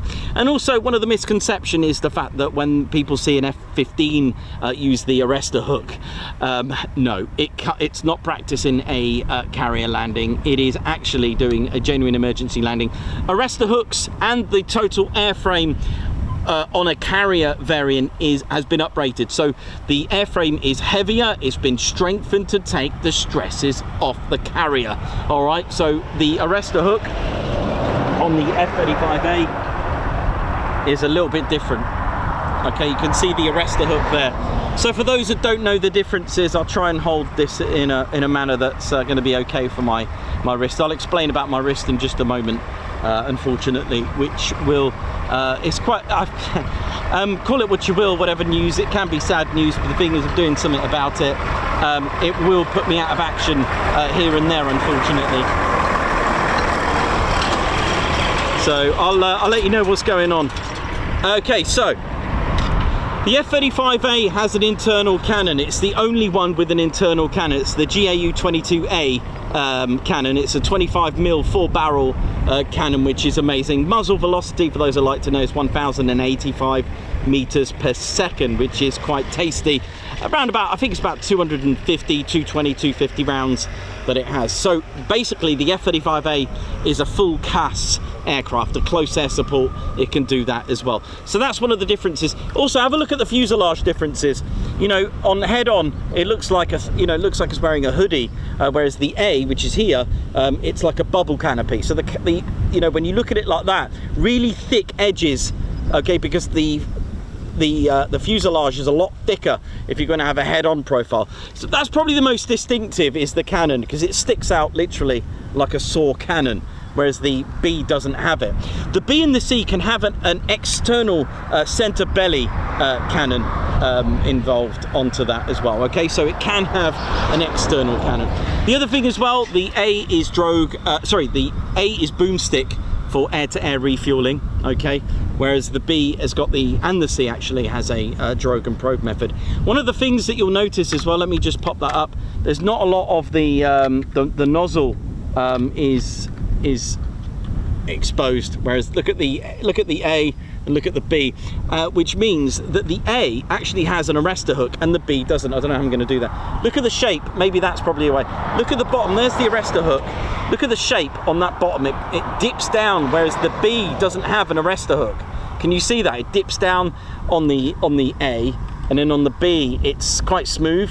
So that's another noticeable difference as well. Very, very big difference there. And then look at the nozzle exposure, quite a lot on those as well. So I hope that clears up a little bit for you. All right, with that. So I'm just going to go and have a quick break and a cup of tea. I've just I'll be right back in just a moment. I'll just get Ted to do some guards marches there now.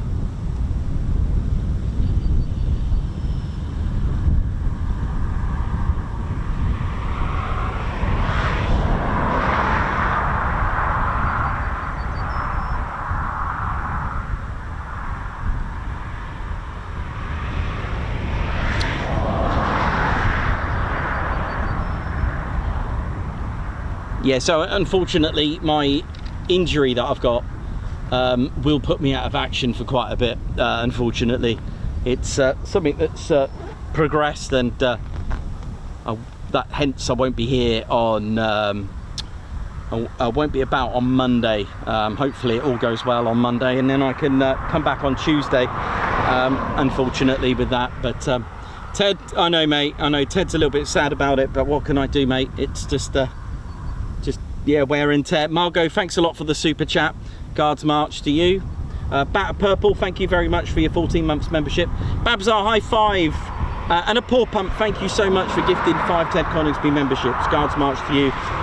Josh The Vape Man, thank you very much for your 12-month membership. Woo, 1 whole year. Good morning, TCB. Oi, oi, Marham. Steve Rampling, how you doing, Steve? Congratulations. Wow, 2 years as well. Cool. Oi, oi, thanks for the stream, Nikos. You're most welcome and congratulations. So we got Josh with 12 months and Steve with 24 months. Amazing. Yeah, unfortunately, I've got to have some therapy on my hand. It could either be a few things. They got to check for carpal tunnel, they got to check for tendonitis, or something's gone wrong with the nerves, unfortunately, hence this. And it's yeah, ow. I've been in a lot of pain for like a week, real bad pain that just doesn't go away. They obviously need to check the more serious side of things, but fingers crossed it's not going to be anything like that, and hopefully I can keep going. It is a bit of you know, there's nothing I can do, it's just the way it is. You know, it hurts, I'll be honest with you, it's very painful, but I've been looking after it over the weekend, and I've been having some ibuprofen gel putting on there, and it seems to be helping. But I've got therapy sessions for my hand with a specialist, so hopefully I'll be back on track, but unfortunately I won't be available on Monday, unfortunately, and hopefully it will be okay to use on Tuesday. So it is quite sad, I'll be honest with you. It does make me feel a little bit sad, but you know, it started, so I thought, hang on, let's get it fixed, rather than, you know, put it to one side and battle through. It's not about that. I ain't getting any younger, and unfortunately things start to break. So, you know, I'll just keep going. Okay, so I'm just going to go and have a cup of tea, but yeah, it does make me sad, you know, but like I said to you before, don't let ideas in your head play tricks, because they only exist in your head. You know, when you have all the scenarios, you think it's, you know, you start thinking stuff, but yeah, hopefully they'll get me fixed up, and hopefully it'll be okay. The splint is helping big time, by the way.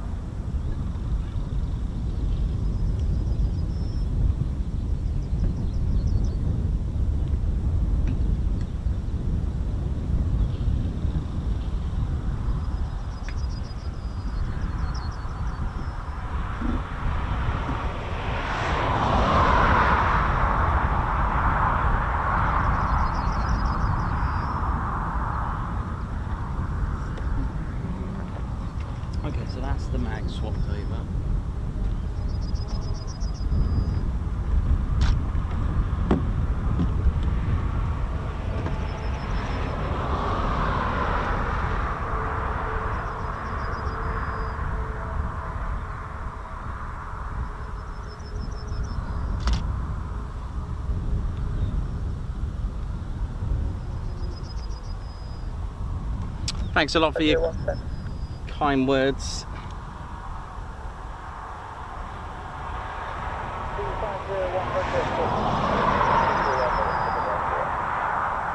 Oh, thanks a lot for your kind words.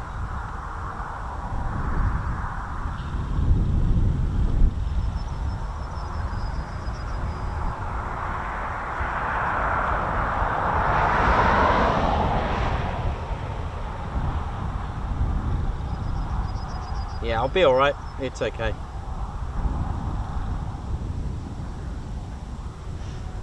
Yeah, unfortunately, it does. You know, I've been looking after it over the weekend and took yesterday off just to give it an extra day. Just taking it easy where possible.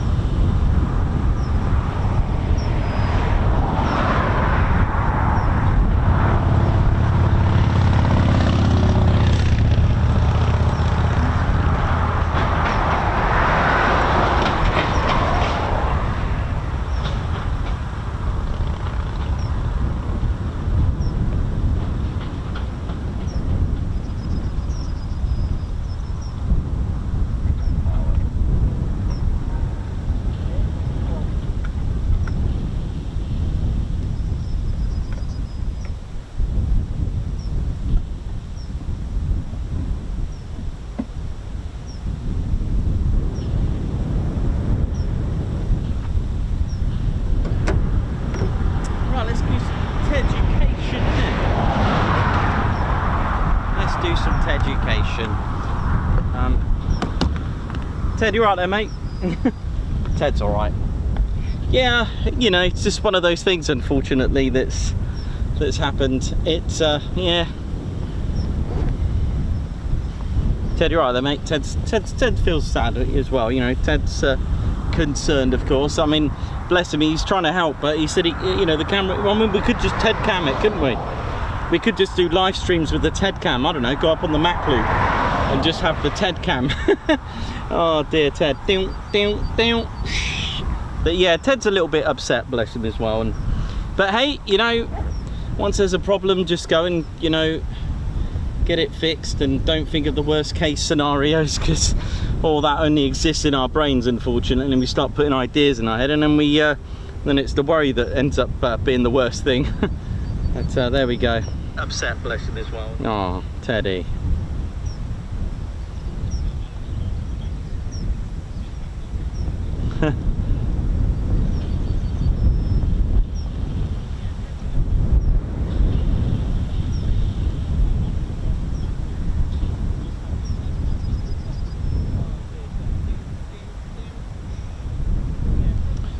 How you doing? Yeah, let me just pop on before I do the let me just pop on there now.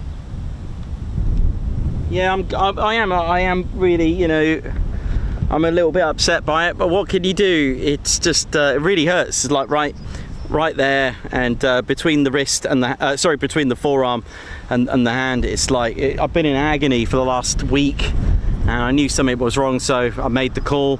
And yeah, it's quite upsetting. It's like, oh, why couldn't it wait a few years, you know, when I retire, you know, that kind of thing. And it's like, you know, I need my hands for my job, and it's quite heartbreaking, because this is a passion for me to do this for you. You know, and I'm trying not to let it worry me, because you're going to get ideas in your head. You're going to start thinking, oh no, that's the end of filming, and that's the end of the channel, and all this kind of stuff that plays in your mind, and just ignore that, put that to one side. There are people that can help. Luckily, I've got things in place that can get me therapy Monday, and that's when I've so there won't be a stream Monday. Just hoping it's I'm able to use it the next day. But this is helping. It's really cool. It's like it's got this metal piece in here which stops the hand from moving, so the filming is going to be a little bit edgy.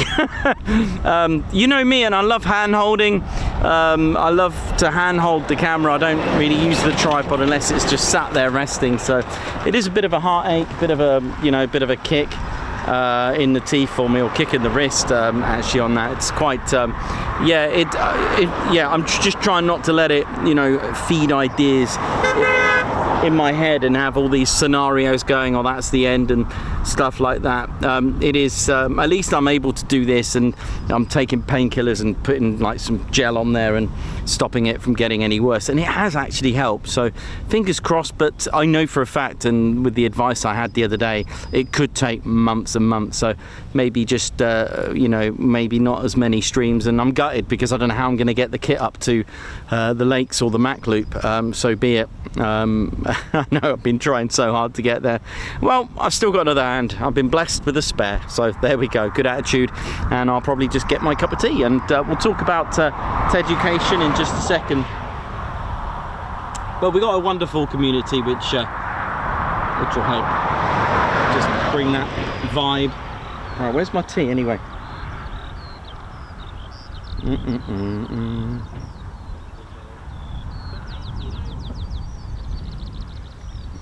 Hiya, buddy, all right? Yeah, good. Is this a good place to get the aircraft taken off? Yeah, yes. It's all right, yeah, it's fine. Is it just random, or yeah, when they take off? Yeah, it's random. There's nothing at the moment. There could be nothing for hours. So just sit back, relax, and enjoy the weather. It's not too bad, actually. Yeah. Pretty nice. So what are these, F-35s? F-35B. Oh, okay, thank you. Right. Oh. What do they do? Come right over your head then, here? No, that'll be over there. Oh, okay.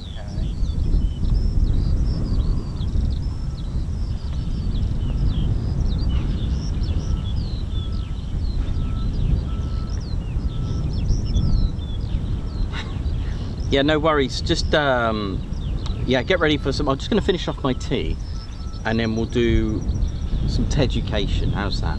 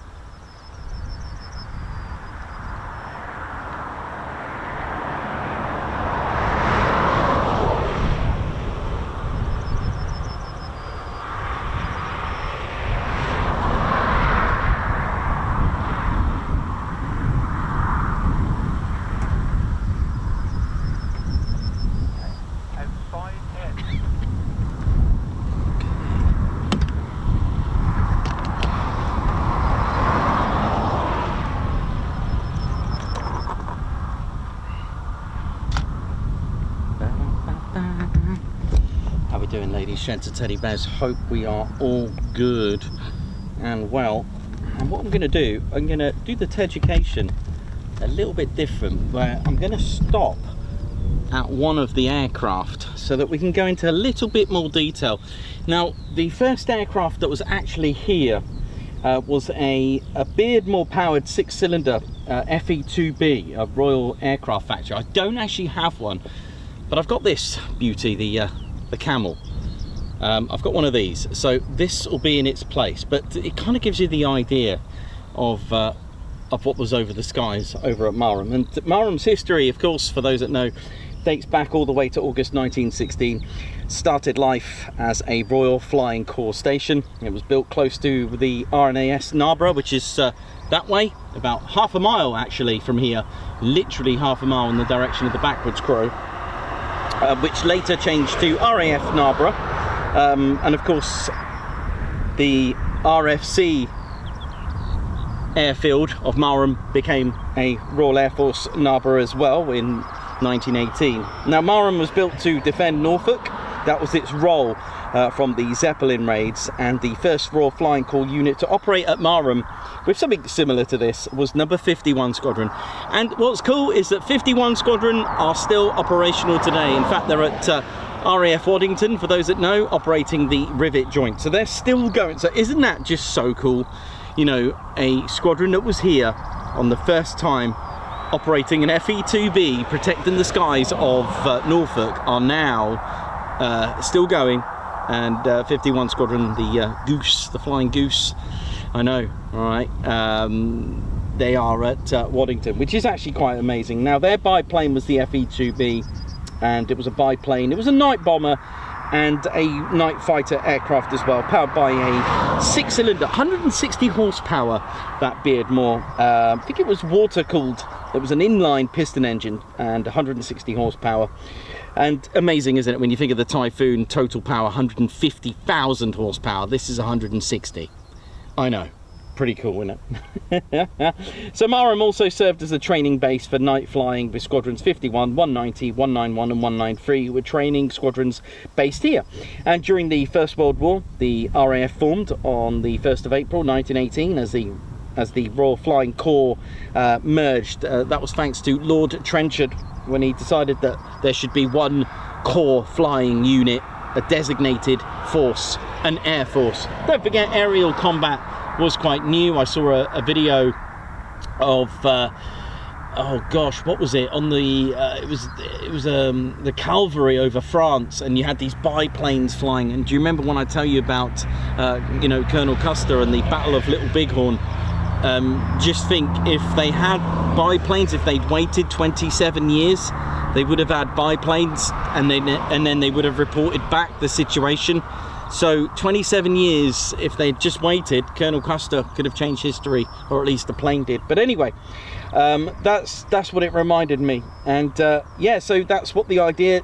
Lord Trenchard formed the RNAS with the RFC to make it one distinguished unit, and formed the Royal Air Force 1st of April 1918. And when the end of the war came, on armistice, Marham bombed Narborough with bags of flour, and in return Narborough bombed Marham with bags of soot. The last squadron, 51, left Marham in 1919, and the aerodrome closed. So we said goodbye to Marham and the FE-2B and other biplanes that were operating. Now, after the First World War, the UK had around about 300 military airfields, and by 1924 there are just 27. But while things settled down, there had been careful consideration into the thought of possibilities of a war ever happening again.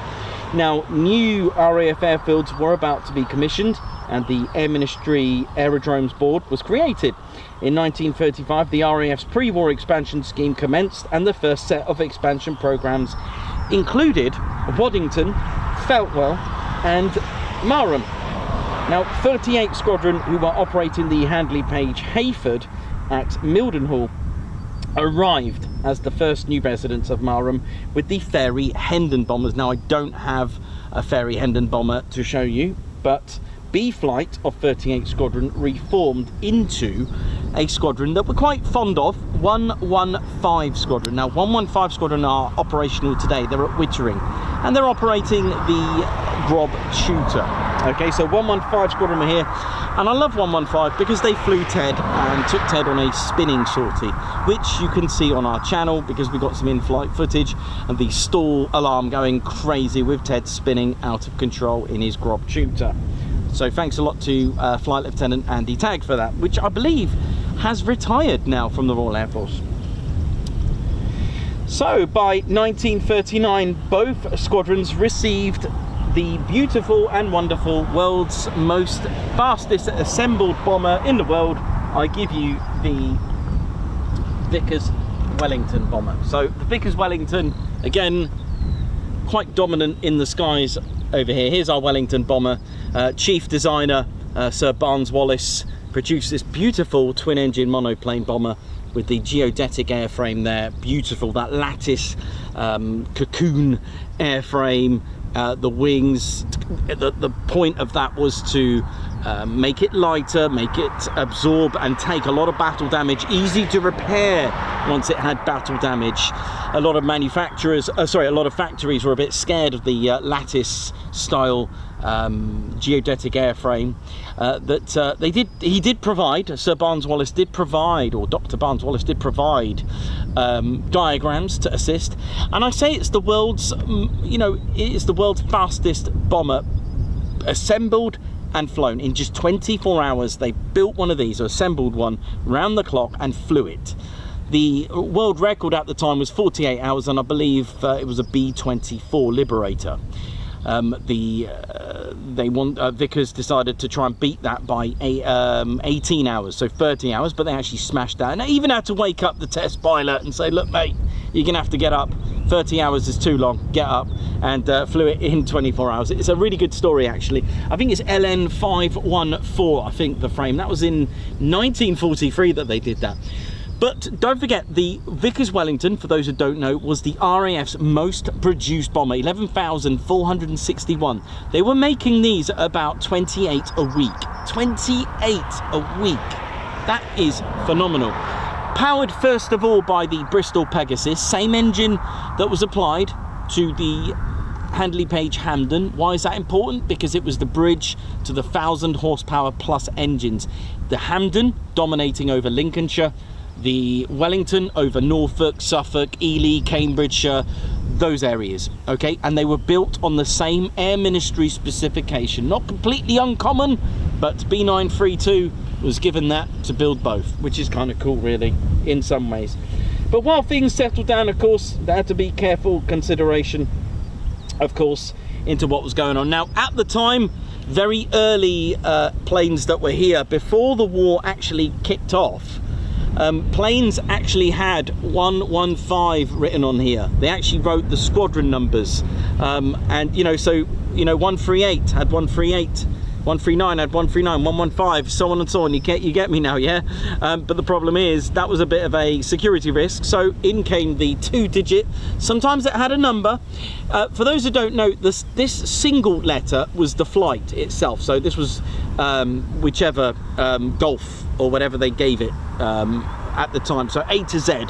And if it rolled over 24 aircraft, I've seen a small 2 when it rolled over the 24, so you can have 2 alphas, because obviously that'll be the same. Yes, you got the serial number, but that's what that means as well. Okay, so they had different markings on them as well. So we had the Vickers Wellington bomber, and in 1940 218 Squadron moved to Marham, also operating this beautiful Vickers Wellington bomber.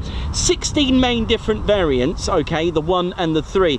Now 3 onwards was quite special because they had the Bristol, more powerful Bristol Hercules, like 1500 horsepower. Tasty. There was a Mark IV, very, very rare, with 460 Royal Australian Air Force, and it had the Cyclone engines on there. I know, right? How awesome is that? Oh yes. So that they made about, I think, made about 200. No, yeah, did they make 200 of them? Do you know what? I can't remember now. I'm just trying to remember if, yeah, 200 out of the 11,000. That's quite rare, really. But it was time for something else, because later on, the squadrons that were here, such as 218, they were to convert to the RAF's first ever 4-engine heavy bomber in 1940, and no, it wasn't the Lancaster. It wasn't the Halifax, just beating it. It was indeed the short Stirling bomber. That was the RAF's first ever 4-engine heavy bomber, and yes, it did have the Bristol Hercules engines in there. There they are. So summer 1940, this entered with number 7 Squadron RAF Leeming. Oh yeah, I know, right? But due to restrictions of the wingspan, it suffered a lot. In fact, sea hangars could take 120 feet aircraft. I don't know why they chose to restrict the wingspan.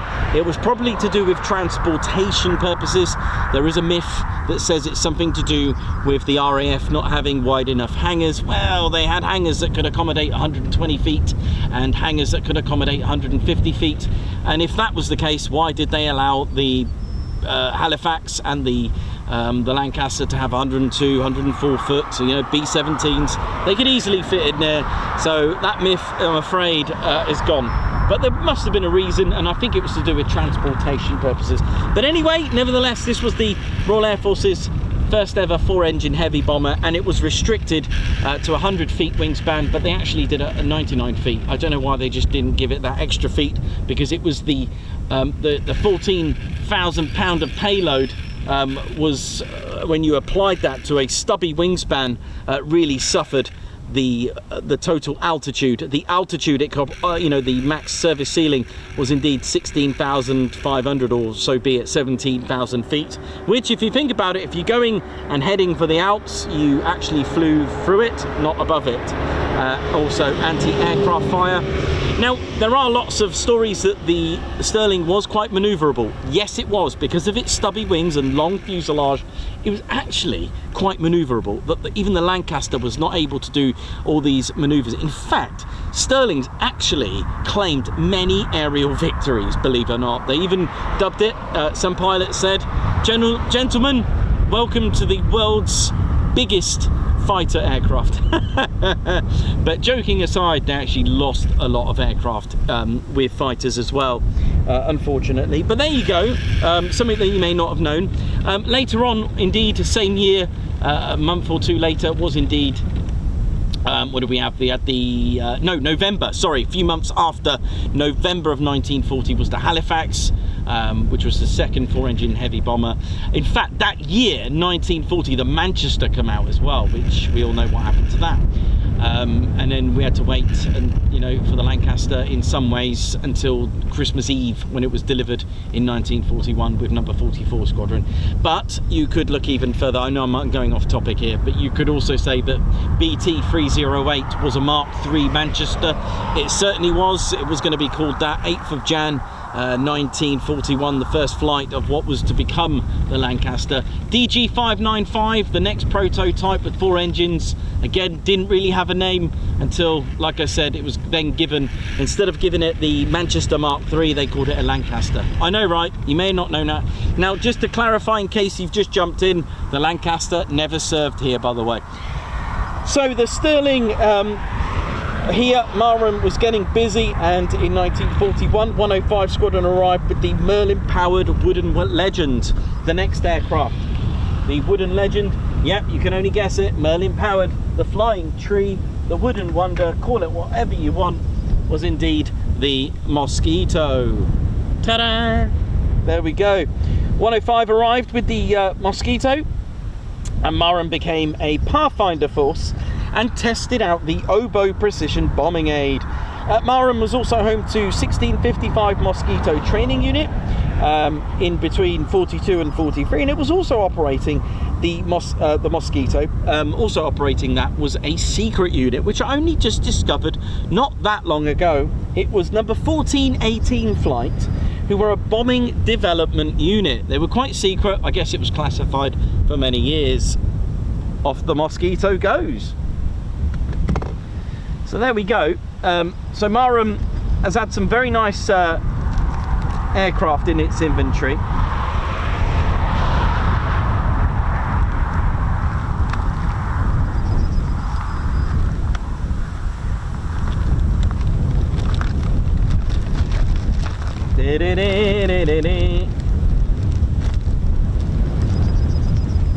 And of course, for those that are quite regular will know my favourite story here was indeed the nuisance raid. Where's my Mosquito again? Sorry.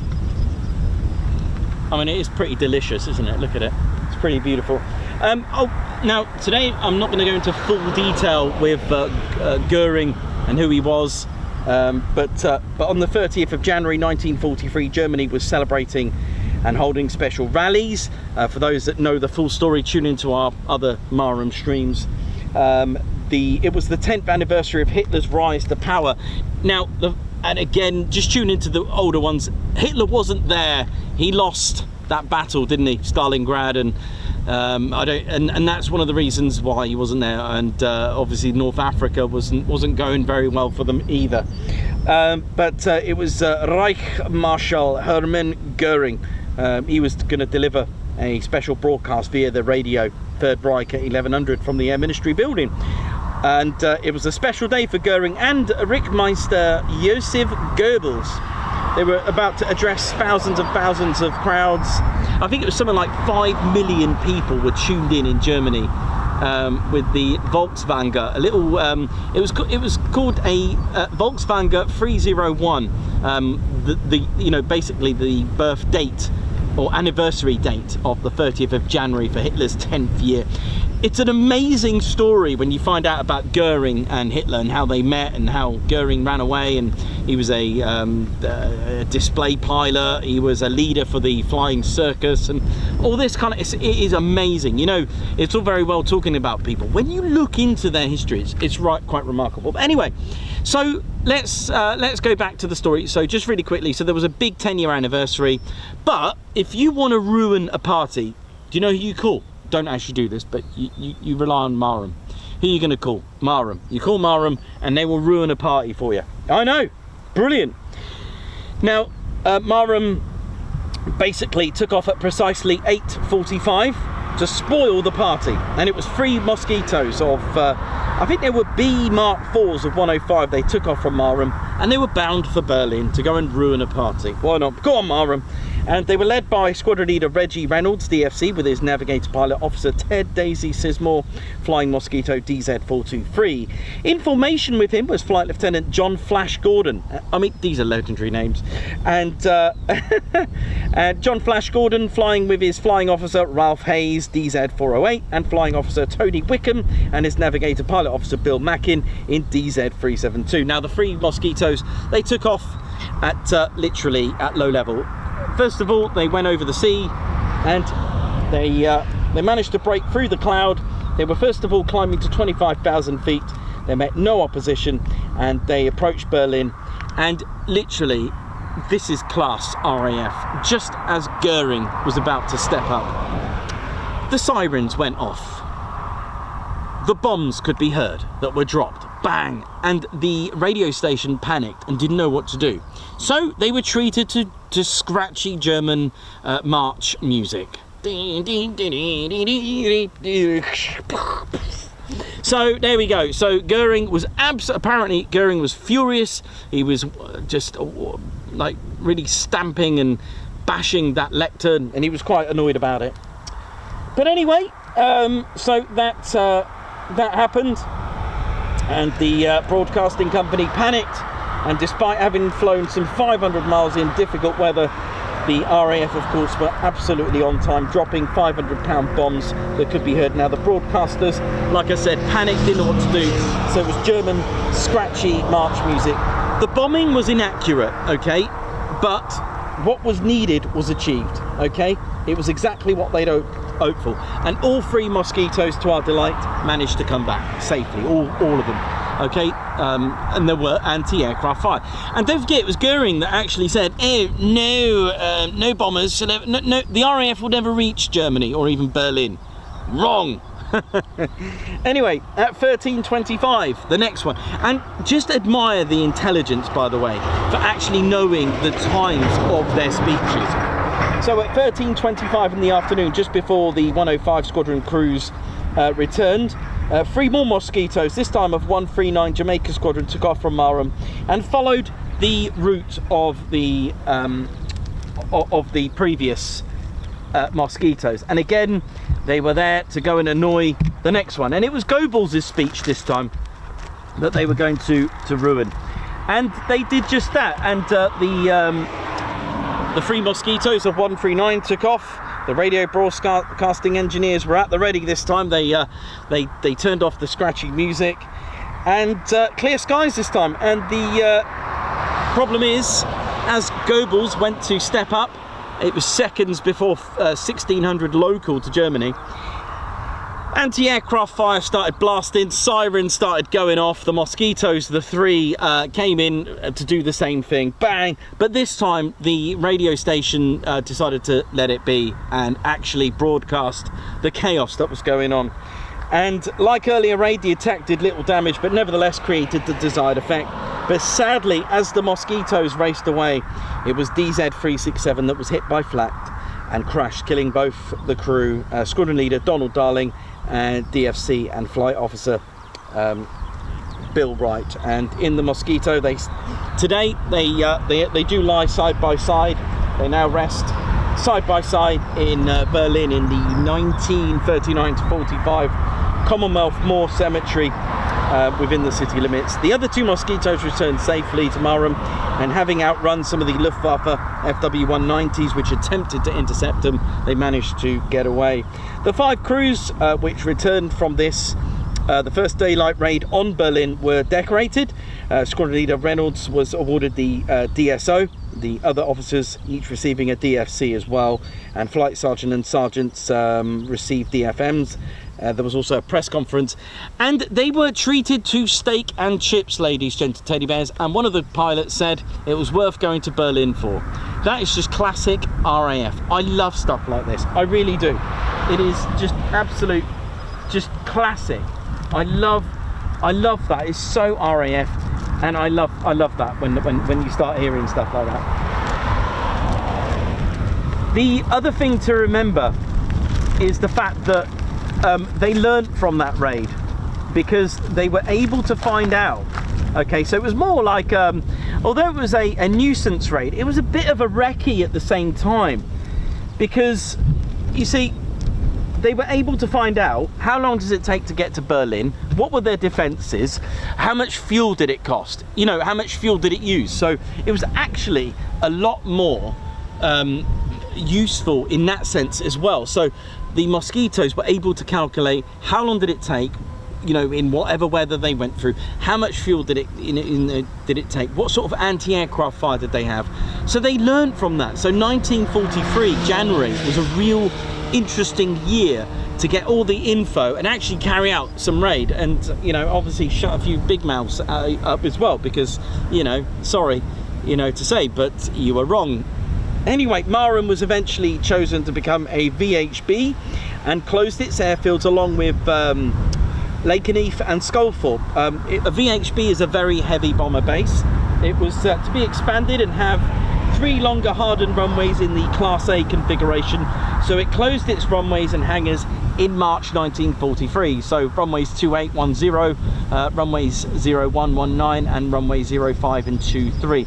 Now they may sound not much, but every number is 10 degrees, do not forget that. So runway 28 and runway 25, that's 30 degrees difference in alignment. That's the difference.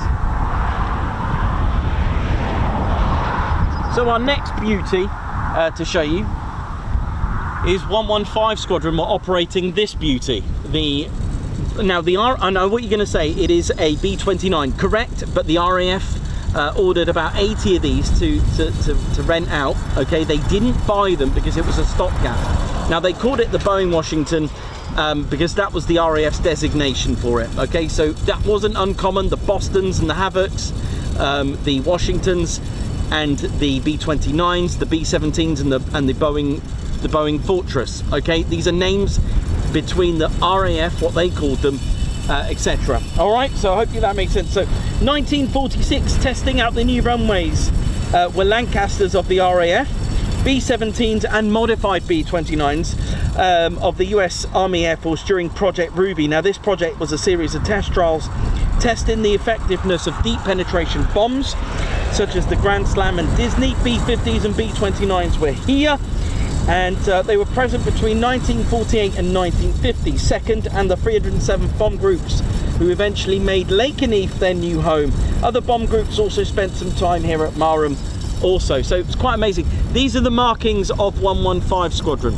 It was a stopgap for one thing, which is the next aircraft we're going to talk about. A really, really precious aircraft. Yeah, it was indeed the first ever jet-powered bomber of the Royal Air Force. It was indeed the English Electric Canberra, which really, you know, one of the reasons why they ordered these to rent out, they didn't buy them. Okay, they had the Avro Lincolns, but yeah, that came out too late. I mean, why have piston when you've got jet, right? That was the thinking. And let me go and get the beauty. That is the English Electric Canberra. Where are you, my precious? And it did over, I think, about 53, 55 years at Marham, this beauty. If you do go, and it's open today, I believe Tuesday and Wednesdays, to the Marham Aviation Heritage Centre, you can see photos and memorabilia from the United States Army Air Force days as well. So Marham played a crucial role in the most complex raid as well, which we'll get to. 22nd of March 1950, it was 4 of the Boeing Washingtons arrived here. We also had the English Electric Canberra. So here we go. So 1950s, Coningsby received theirs in 53, and Marham, I believe they received theirs in 1950. Oh, I've got to think about this. When did Marham receive the Canberra? Okay, first flight, I'd like to say 1952. I could be wrong, so I'm going to go with either 50 or 52, but there we go. Actually, on the back of my book, I've got, no, sorry, correction, 1951. I'm going to go with 51. In fact, in May 1951, it was 101 Squadron that actually went operational first of all with the Canberra. So, sorry, I'll take back 1950.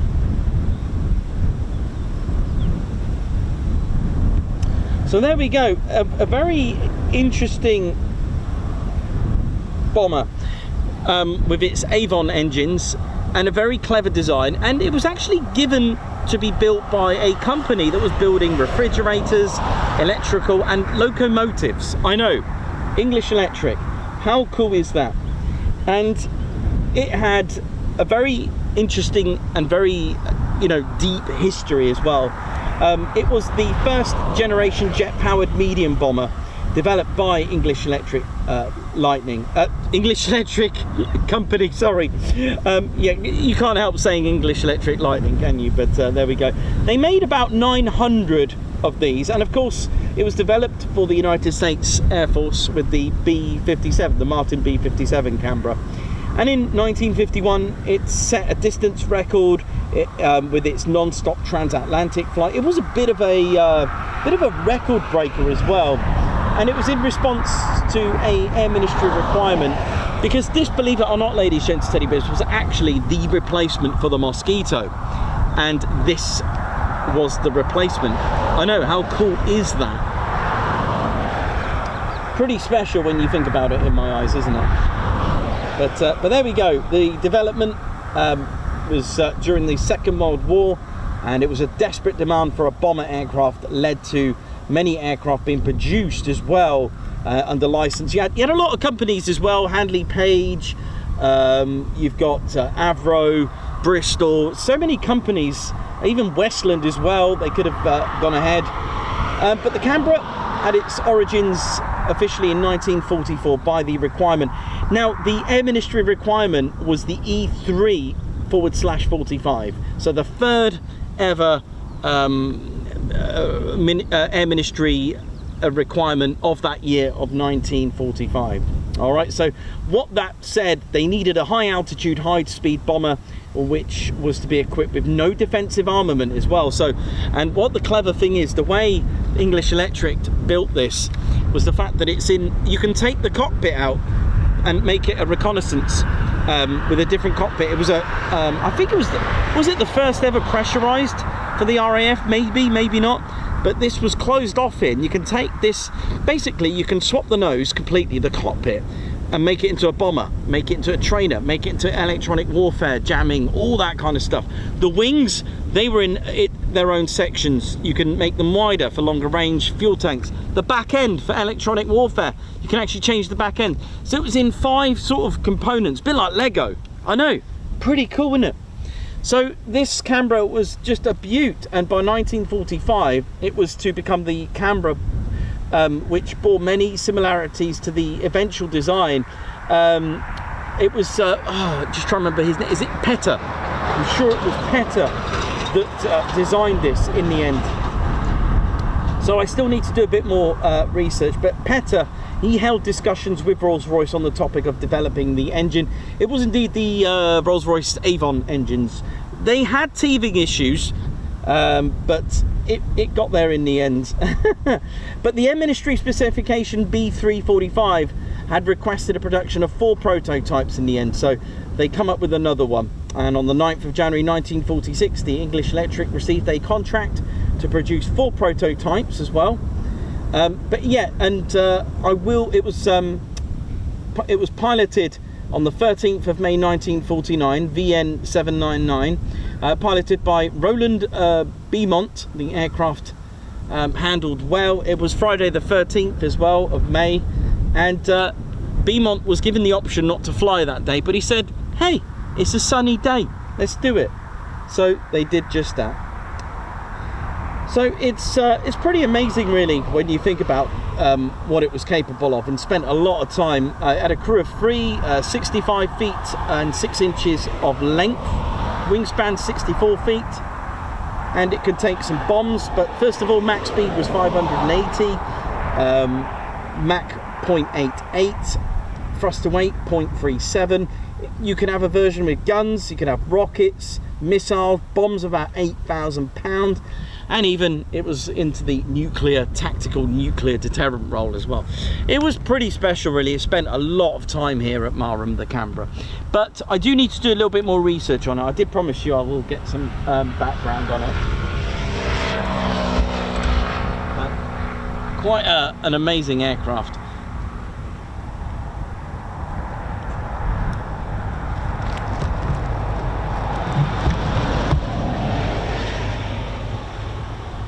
So once the squadrons were established here with the English Electric Canberra, the next set of aircraft that were operating here side by side with the Canberra was indeed part of the force. The Victors and the Valiants were here, but they were to play a tanker role. You see, the RAF entered into the realms of air-to-air refueling, and they took the, I think there was a bit of a dispute between who was going to do the nuclear deterrent, and I believe it was the Royal Navy that said, we've got submarines, we'll take care of it. So the Victors and the Valiant in the end were converted to take on the air-to-air refueling role, and it is a beauty. I love the Victor. I always forget how beautiful this plane is. Now I'll be 1 second, because I've got a feeling the plastic is going to go flying. Sorry for the pun. Let's get you out of here.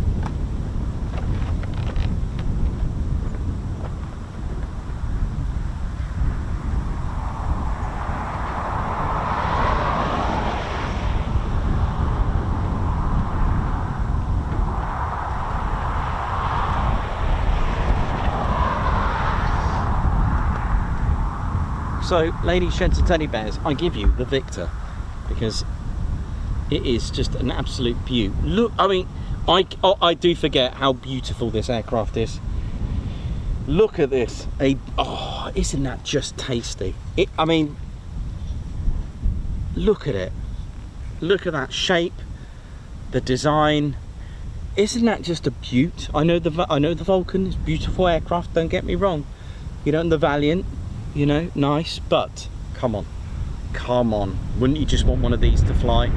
Yeah, baby, yeah, look at this, man, absolutely amazing. And you've got the so the refueling pods, one there and one here, so you would so you'd have these you have the hoses coming out of here, and also there was one here as well, a center one that would pop out here as well. All right, so it had 3 points. The Handley Page Victor, ladies, gents and teddy bears. How beautiful. Number 57 Squadron, who are operative today. They're operating the wonderful Grob Prefect at RAF Cranwell. I know, how wonderful is that? So Marham played a crucial role in the most complex and longest bombing raid in history at that time, of course, providing air-to-air refueling for not only the Vulcan bomber, which had literally been brought back to life, but to refuel themselves to get back enough fuel for the Vulcan to raid Port Stanley in Operation Black Buck, the Black Buck raids. On the 2nd of April 1982, Argentina invaded the British islands of the Falklands. The mission was to disable that very airfield at Port Stanley because they didn't want the Argentine Air Force utilizing it and literally making it very, very and extremely difficult to get air superiority, or at least it would cause major disruptions to the Royal Navy fleets that were there. You imagine that the Argentine Air Force landing there and utilizing it, well, it was going to be probably a very, very different story. So Port Stanley had to be disabled, but yes, and that would be the advantage if they could do that. So but the problem was, all right, the Falklands were so far away. In fact, they were about 8,000 miles away for a round trip. So there's a bit of a problem there, because the Vulcan bombers, first of all, had bits all over the place because they were literally about to be retired. Refueling probes were suddenly used as ashtrays, and they only had a range of 2,607 miles. Hang on, lads, we need 8,000 miles. 2,607 miles, even if you round that off, 2,600, right? 8,000 mile round trip. Oh dear.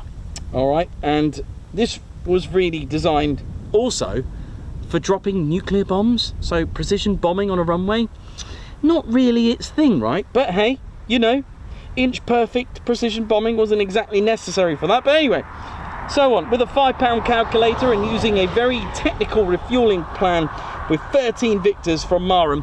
And just to point out, they didn't actually take off from here to go and do it. They actually went to Ascension Islands, okay? Just bear that in mind. And, you know, and I'm going to show you what it looked like. Let me show you this very, very famous raid. I mean, those were the days. Those were the days where things like this could be put together. All I can say is RAF, innit? You know what I mean, mate? So, ladies and teddy bears, the Black Buck raids are, I'll show you what it looked like. And it's, even I get cross-eyed looking at it, if I can find it. Back time. Ah, here we go. If I could turn back. Right, here we go. And let me just, sorry about that singing there. Just karaoke days are numbered, I'm afraid. Let's just, it's a little bit more Mindy at the minute. Right, let's have a look. Let's have a looky here. What's going on here? What's going on? Right, I do appreciate it's a little bit inaccurate as opposed to the flights, because you're meant to have red flight, white flight and blue flight. I may have that order wrong, but just to give you an idea, right, you got 2 Victors here, okay, you got 10 Victors here and 1 Victor as a reserve. All right, this is what a Black Buck raid would look like. These little targets are where they refuel, and then the arrow just says thank you very much, goodbye. Okay, let's just follow this Vulcan for a minute. Okay, this Vulcan is going along and it's going to be refueled by the look of it from this one, this Victor here, refuels it and then carries on. Let's have a look at this Victor. This Victor goes over here, refuels this one and then goes home. All right, so just that's what that means. But these 2 Victors, one of them refuels the other Victor, and this Victor is going to go on a very long mission. All right, it's going to be the last refueling of the Vulcan. So let's put this all together. The Vulcan is going along and it gets refueled once here, then it carries on and gets refueled for the second time by this Victor here, which this Victor goes home. The Vulcan carries on and gets refueled for the 3rd time by this Victor here, and that Victor goes home. There's another refueling point, number 4.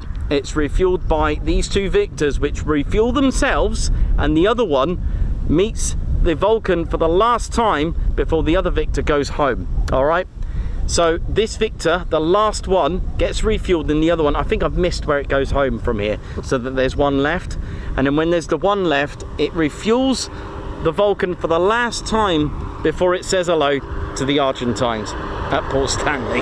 See ya. And then once the bombing has been complete, and Black Buck raid number 1 with the reserve pilot, may I add, who had to take over the mission, actually managed to become a successful raid. And then on the way back, it meets the Victor to refuel it for the last time, and they all go home happily ever after. So look at these 10 Victors here. They become 6, 6 become 3, 3 become 2, 2 becomes 1. That's how you do it. That's how you go and bomb the airfield at Port Stanley. Pretty spectacular stuff. Only Hollywood couldn't write that. Only the RAF could write such an amazing plan like that. I wonder who actually, do you know what, I can't remember who actually designed that plan. There is a video that you can watch of the very person, the commander that put that together, I think. Very interesting stuff, that raid. It's a very proud moment for me when I read that story, because I was only about 4 years old when that happened, and you know, I was in my room.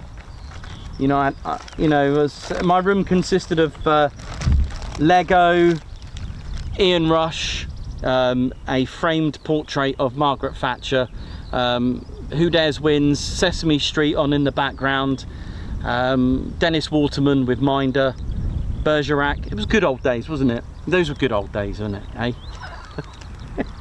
Some of it's not true, by the way. Just disclaimer there. But there you go.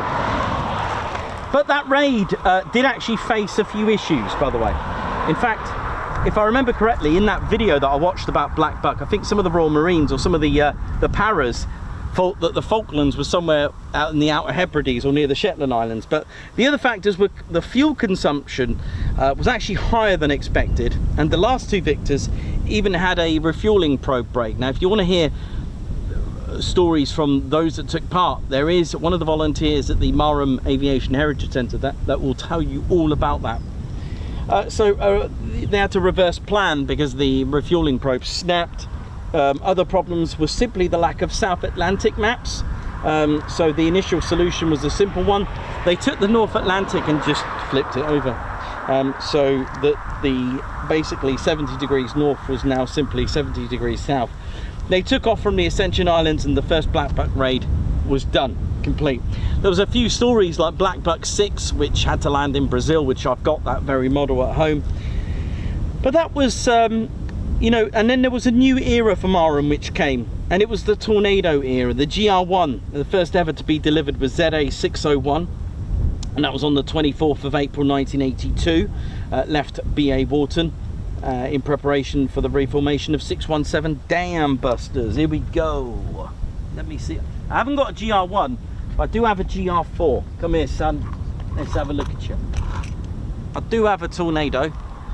Again, they did have GR4s here anyway, but oh dear, what's happened here? I've just hit the eject button. Sorry about that. I've just hit the Martin Bakers, isn't it? Oh dear. Might have to glue that on. There we go. So the Tornado era was here. I know, pretty cool, right?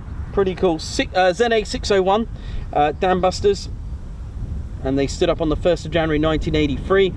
It was shortly followed by today's Chinook Squadron, by the way, 27 Squadron. They reformed at Marham on the 12th of August 1983. Now, number 57 Squadron, who disbanded at Marham on the 30th of June 1986, leaving 55 Squadron as the last Victor K2 unit at the base. At the base, 55 Squadron was the last ever RAF Victor Squadron. They disbanded Marham on the October 1993. So we're talking about a station that's got Victors, right, Tornadoes and Canberras. I mean, what a place to spot, man. How amazing is that?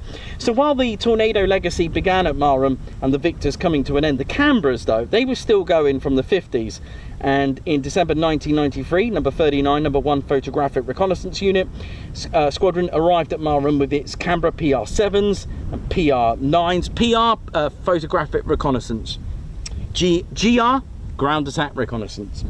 They arrived from Whitton, and this lasted until the 31st of July 2006, and it ended 52 years of Canberra operations at Marham.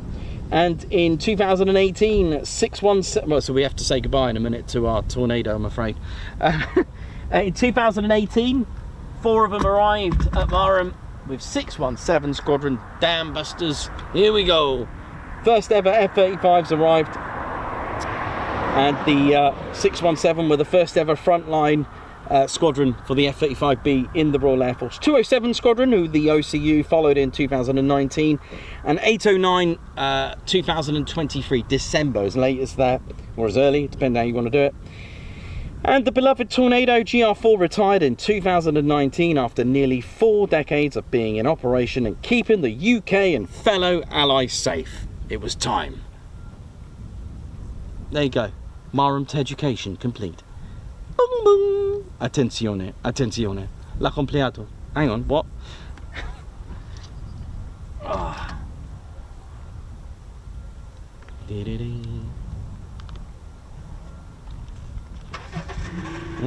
I'm glad someone listened to that and decided to go. Thank you very much.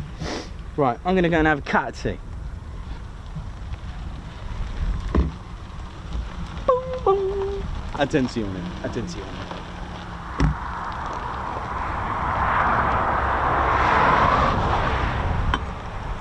Signore e signore, scappare. Why am I talking Italian? Oh. Who knows? G'day. G'day.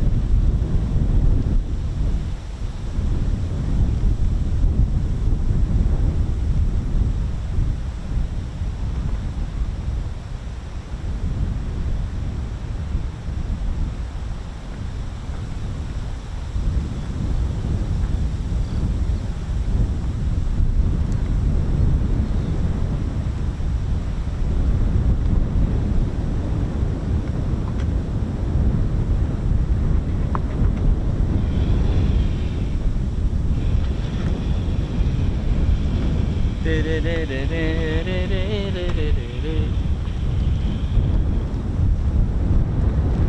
Marham, let's go. Let's have some, man. You know what?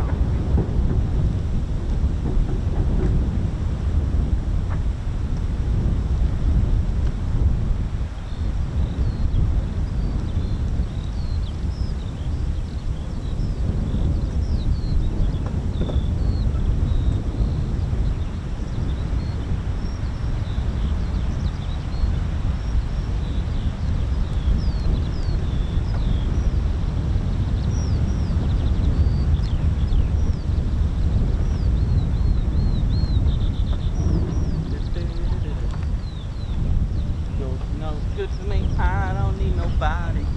Don't need no one. That's no good for me.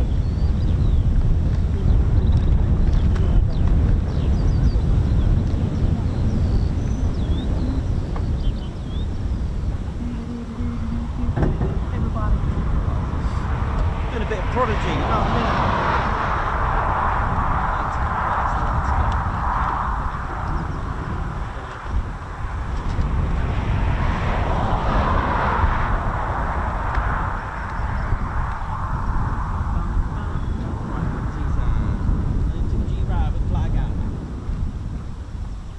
What's going on, man?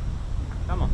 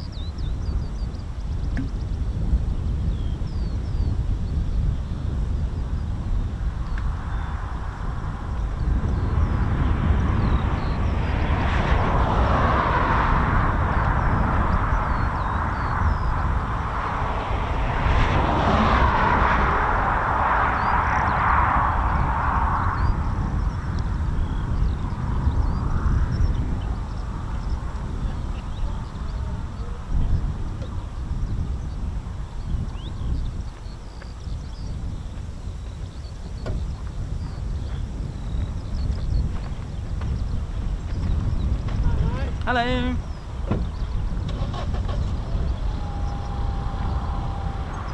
you going to be on TV soon? Yeah, you never know.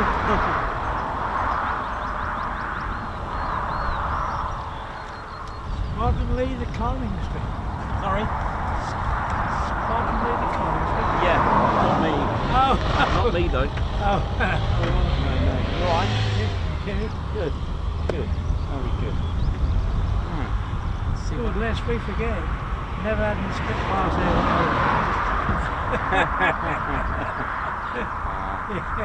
You alright, yeah? Yeah. Good. Good. Hasn't been much flying this morning. There was 2 F-35s gone and come back, and there was a Royal Navy Merlin that came here. Was it? Yeah, the Royal Navy Merlin. Yeah, they will stop off. There should be some more in a bit. Oh. Should be some more F-35s. I don't know. It's just a guess, but Well, I heard some because I looked at the Teducation. oh yes, And yes. they were buzzing about this morning. Yeah, there was fun. Yeah, that's it. And there we go. Oh, right. All right, I'll leave you to it. No worries, sir. Have a great day. It's a lovely day, though. Glorious, isn't it? Yeah.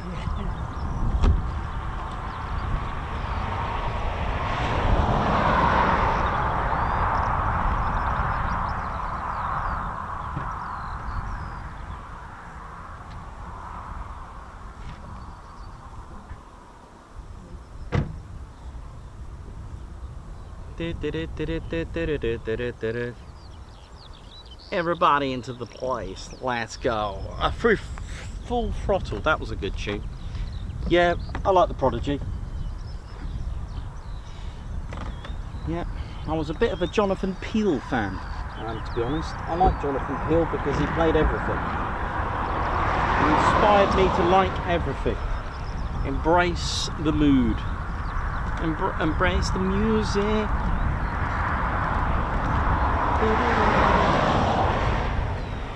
Bryan Adams. He was like #1 for 4,000 years, wasn't he? With Everything I Do. I remember that. I know. Everything I do it for Typhoon.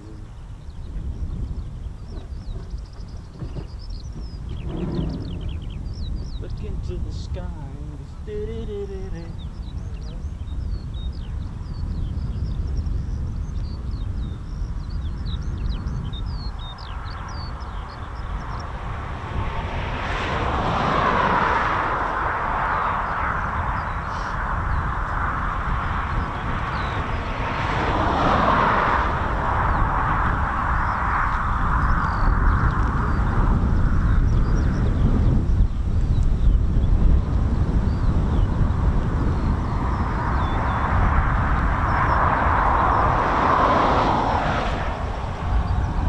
Yeah, Bryan Adams, Everything I Do It for Typhoon. So I didn't remember that song. That was a good song.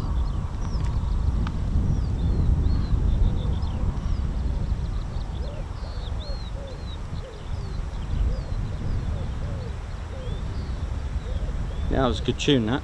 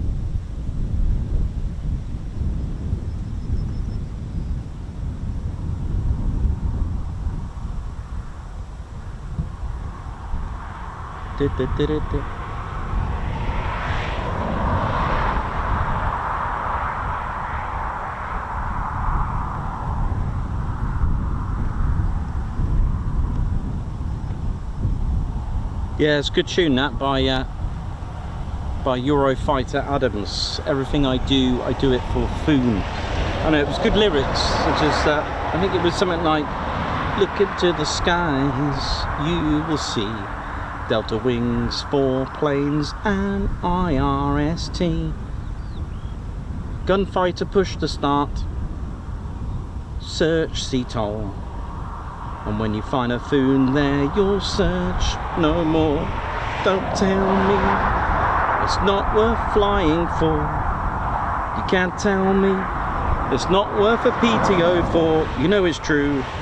Everything I do it for the Phoon. I know, it's a good tune, that. Brilliant, isn't it?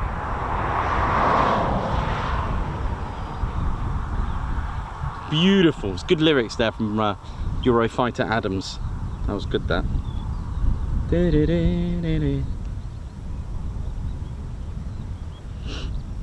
Take care, Hunk, for Huel, Christopher, Carr, Davey, Davo, Margot, oi oi, Flying Duke, Bobby, how you doing? Davo, hope we're all good.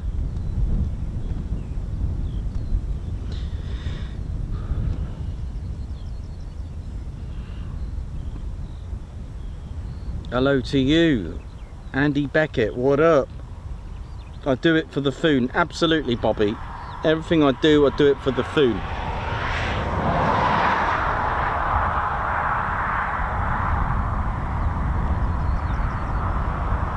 And another good band, was it the Jackson F-35s? Yep, they were good. East F-16, they were good. Yeah, good band.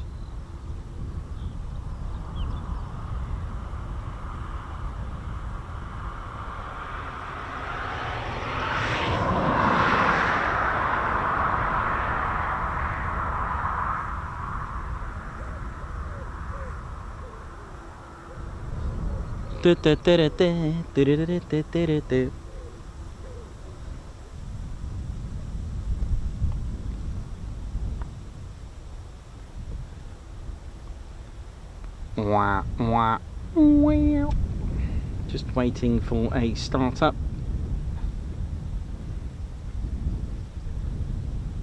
Yep, enjoy the wonderful music there of the Phoon. Bow, bow, bow, bow.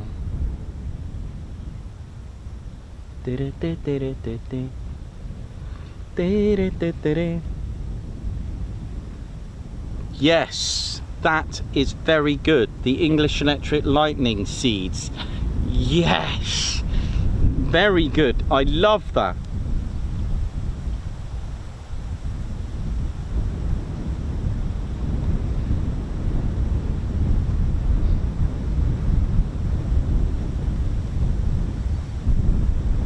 Coldplay sang Trouble. Do you remember that? The lyrics from Trouble.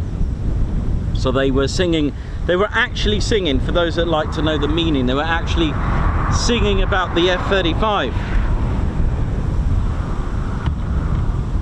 Innit? Oh no, I see an F-35 is tangled up with me. I know, innit? What do you reckon that? How good is that?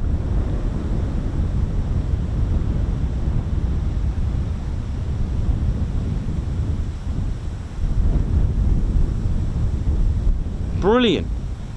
Singing out, I never meant to cause you trouble. F-35s never meant to do you wrong. Trouble. Brilliant.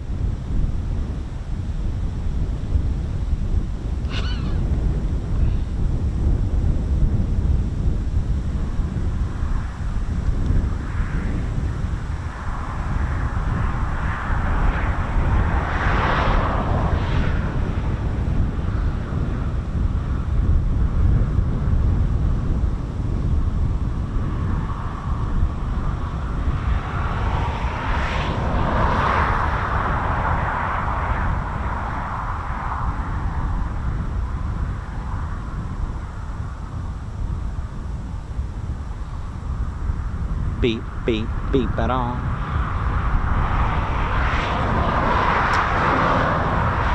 So we're just waiting for more startups. We haven't had any. It's been a bit of a slowish day really, but it's been good fun. A nice easy one to actually rest my hand actually. So I'm not too concerned about not too many movements, although I would like to trade more movements. That would be good. But I'll tell you what, that wind is beautiful, or shall I say the breeze.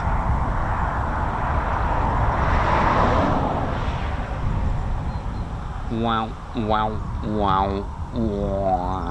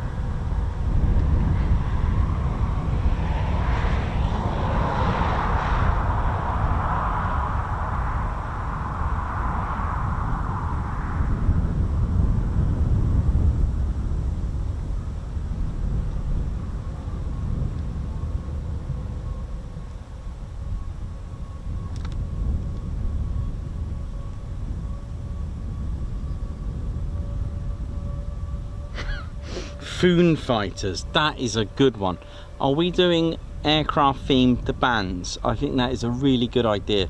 So Phoon fighters, I like that. The shadows. Oh man, this is hilarious. Status quo hovering all over the world, very good.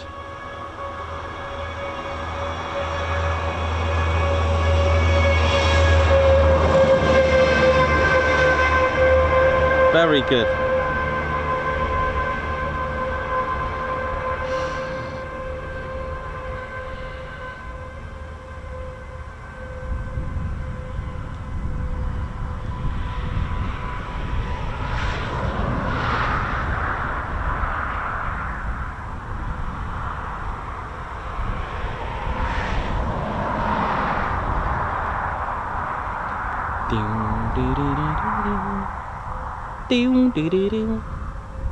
Day tripper, one-way ticket. Imagine Dragon 01s. Oh, that's good. I like that. That's very. Who did that? Who put that? Imagine Dragon Silver Trig. That is very good.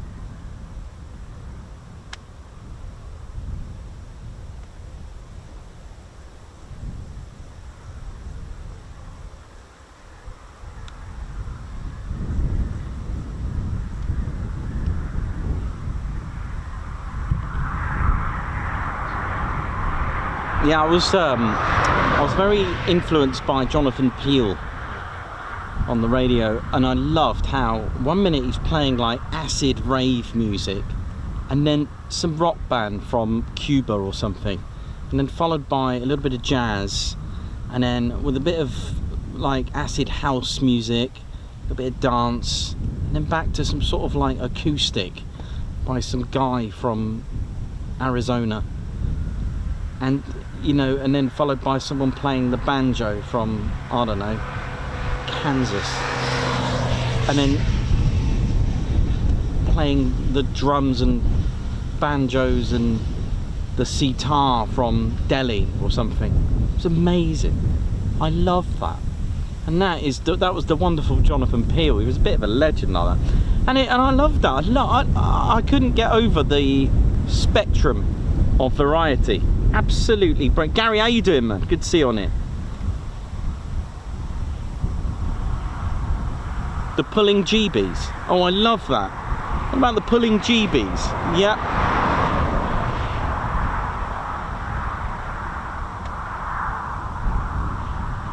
Davey, that is Gloria Turbo fan. Pratt and Whitney Houston, innit? Oh, how come no one's put that one on? I'm claiming that one. Pratt and Whitney Houston. Hey, do you like that one? I thought that was good.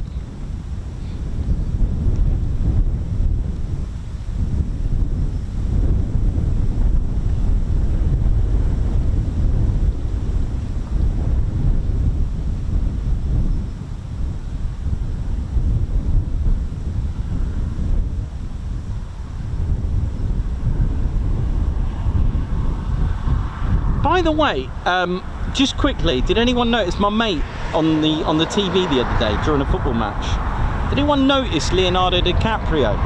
By the way, I told you he's coming. He's going to come on the show one day. I'm telling you, Leonardo DiCaprio is going to come on the show, right? He was probably on the show and we didn't even know, but he's coming.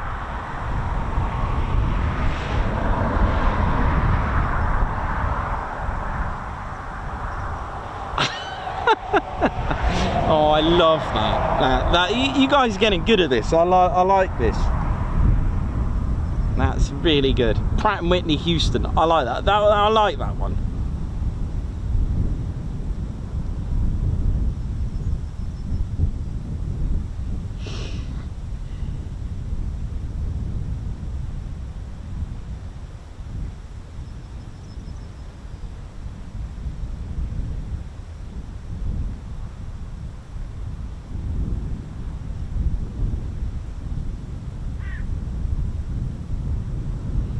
Bama fan, that's very good. Everybody was Typhoon fighting. Those cats were fast as electric lightners. Very good. Very good.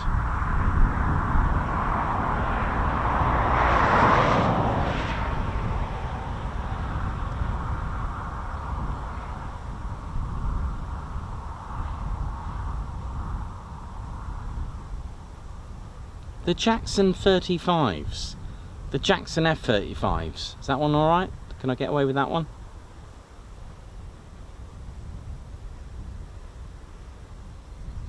Does anyone remember Coolin Gang?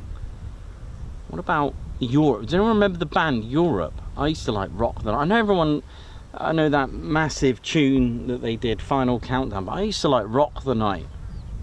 I mean, that was, you know, I like that one. And I like the music video, because all they say is cheeseburgers at the beginning. Sam Taylor, oi oi to you. Mustang Sally. Red Hot Chili Piper. Oh. The Prodigy. I like, yeah, Europe. We'll do some shopping. Leave you all. Take care, Michael Woodringe. Take care.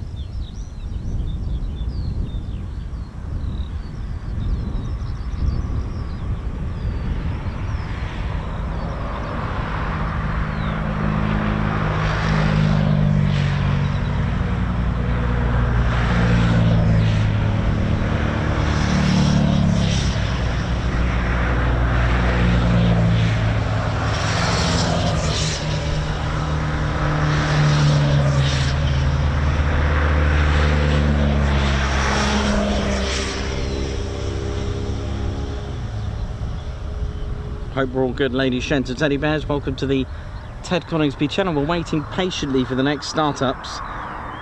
Rolls Royce, so yeah, very good.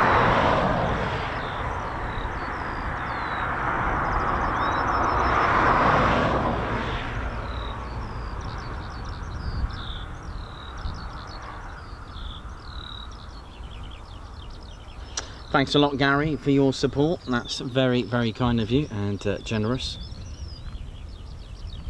So we'll just stay for another maybe an hour or so, maybe until sort of 1:30, see if there's any. Mind you, I've noticed that around sort of midday we don't really get anything till maybe about 1, 2 o'clock, so it was nice to see the two.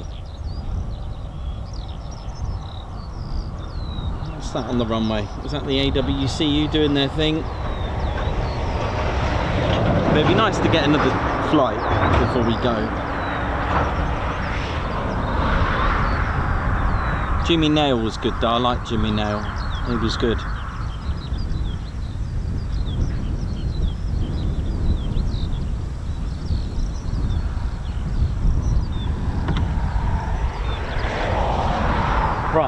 just get another cup of tea.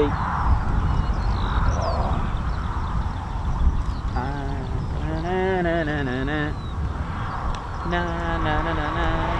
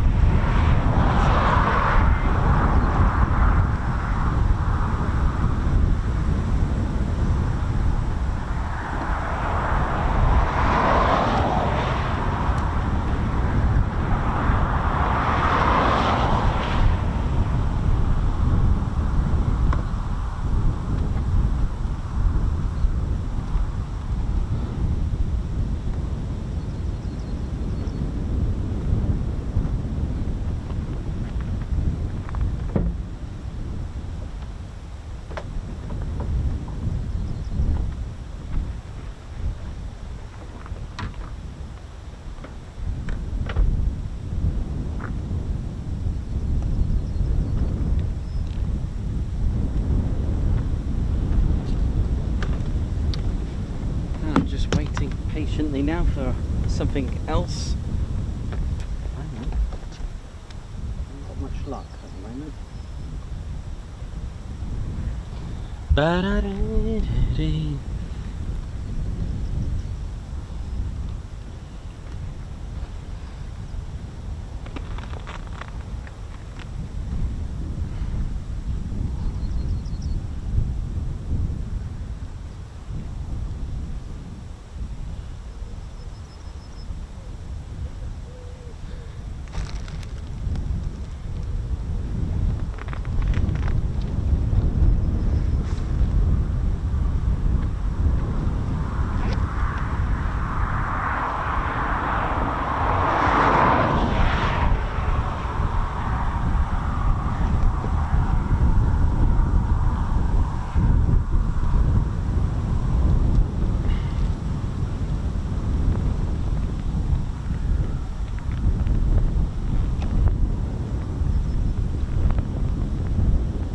How we doing, ladies, gents, teddy bears? Paul Sargent, high five. Welcome to the Ted Coningsby Squadron. Thanks for joining us there. Thank you so much. Guards march to you.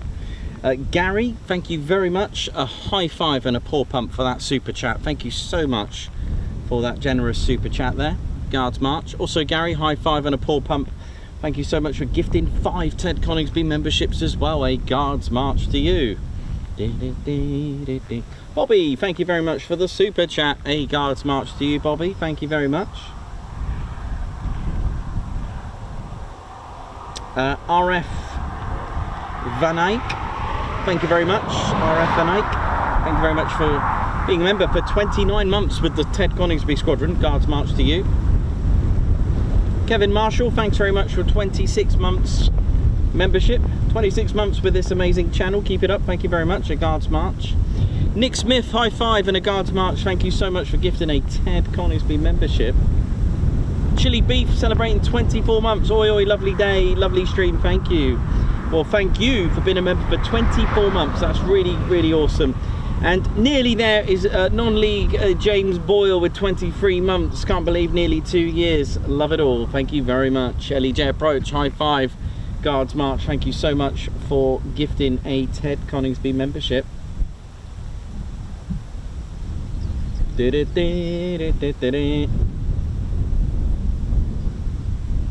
Got John Topley from Wyburton. Margot Fletch, how you doing? Gary Silvertrigg, Christopher Cart, Davey, Alex Raven.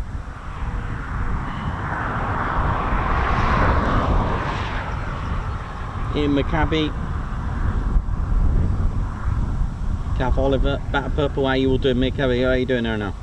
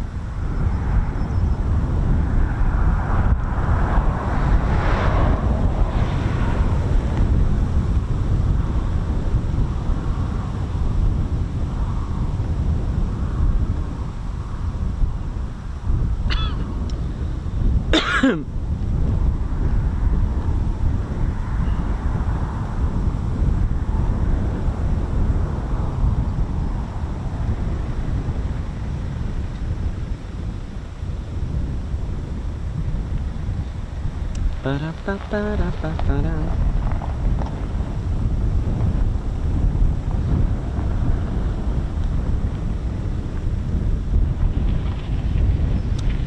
I'll tell you what, that wind is, or the breeze is delightful. So we've still got the AWCU doing their checks there now. Up and down there now doing the checks. That's the Airfield Wildlife Control Unit. They'll be up and down all day, just making sure that there's nothing turning the runway into a bit of a home. Nice to get another flight before we finish up for the day. That'll be good.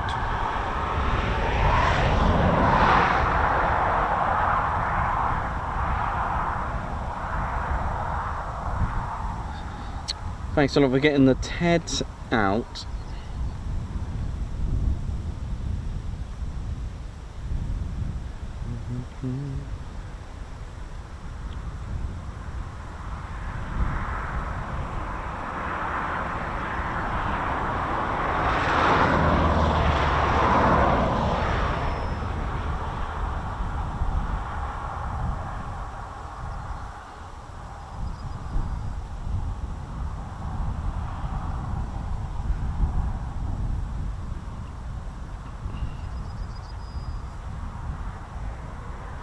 So today we've had two F-35Bs depart in a conventional way and land in a vertical way. And we've also, speaking of vertical landings, we've also had, or vertical takeoff, we've had the Merlin helicopter from the Royal Navy arrive and depart, sadly using 05, so we didn't really get to see it that great, but the landing was better for us to see. I did cheat and do a digital zoom. Hope it wasn't too heat hazy this time of year for using it. Well, those are the trade-offs that you can do.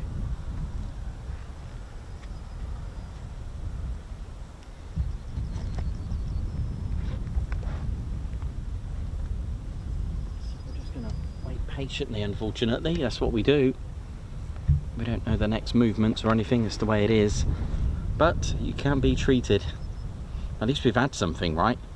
And we've had the wonderful vertical landings that they're so famous for, the F-35. Hope you've enjoyed it so far. It's always a good catch up with you all anyway. We've had one movement in 7 hours once at Mildenhall, and that was a true testament to what the channel was about, really, wasn't it? A great community. Hope you're all good and well. What else have we got coming up for the rest of the week? So we got Mildenhall and Lakenheath this week to provide you with coverage. Next week, let's have a look what's going on next week. Not sure about next week. We'll see what I'm going to get up to, see how I feel next week with the situation I've got going on with my hand. But yeah, should be all right. What else we got? But yeah, coming up though in the future, we do have, and don't forget you can check out tedconingsby.co.uk while you're there. You can also check out the online store. We've got lots of merch out available, from patches to t-shirts, key rings, key tags, pin badges, all sorts of clothing, baseball hats as well. We've got all that. And there is a new patch. Those that were on our Discord have seen the new JTCF patch that's coming out soon, which is all good. We've still got our tickets available for the TED party. End of November, on the Sunday 29th of November at the Petwood. Tickets still available, come and join us. But for the rest of the year we've got Bruntingthorpe, just covering some of the English Electric Lightning and the Canberra startups. We've got Old Buckenham. We're not live, but we're going to be there, just doing a bit of filming. 1st of August we've got East Kirkby Air Show, and then while we're rolling into the mid-August we've got the Eastbourne Air Show, or Airborne. Can't wait for Airborne. That's going to be good. And then just trying to think what else we've got coming up in August, but those are definites. And then after that we've got once we start getting into September, we've got our Lossiemouth trip, followed by the Lake District. We will be at Members Day in Coningsby for a little chill out sesh. Not live, of course, just there, just chilling out. And October, November, what else we got? So November we've obviously got our TED party, but we've also, hopefully, fingers crossed, we got, actually roll that back to September, we could have Cobra Warrior actually at Waddington. When we get to October, we'll be starting to film some of the Reds out of season, bit of training, just need to catch up with them, see what's going on. October, haven't booked the Duxford finale, can't stream there, so we don't really, might be there for the finale. And then we've got November, we've got York night possibly, and then TED party December, and then start all over again in January, right? How mad is that? It's the whole year. Don't wish it away though, have a good time, enjoy what you do. Plenty of streamage going on before then anyway, but that's kind of like a year in the nutshell. I've probably missed something, no doubt, knowing me, but still got to get to Mac Loop. I was actually, you won't believe this, I was actually going to go on Monday, but I can't now. I will get there. Well, I think if I go, I'll just stay there for a little bit. What time is it? What time we got? It's coming up to 10 to 1, and unfortunately we've had no startups yet. It'd be nice to get one flight at least before we go.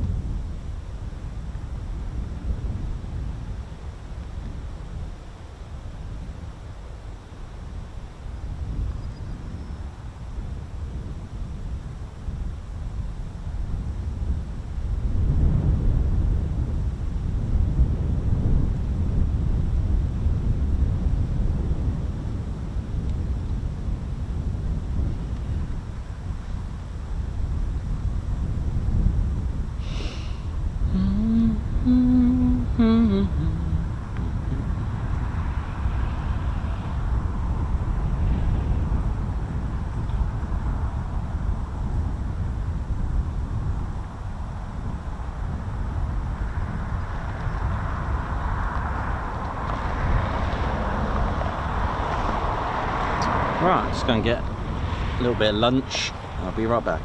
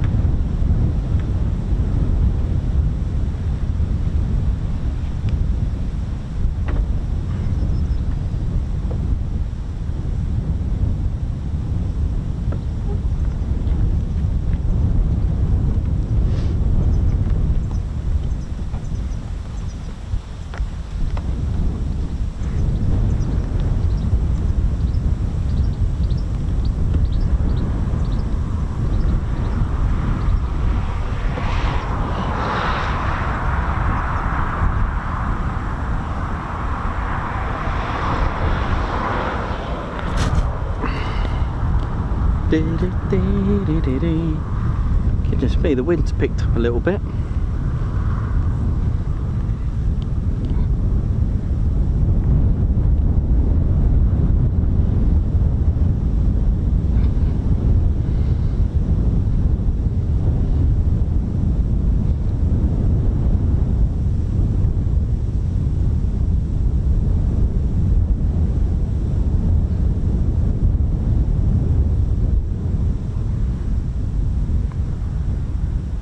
So welcome to our Tuesday show. We've had two F-35Bs today, both back, but in style, in vertical landings. And we also had a visit from the Royal Navy's Merlin, which made a little stop off and departed.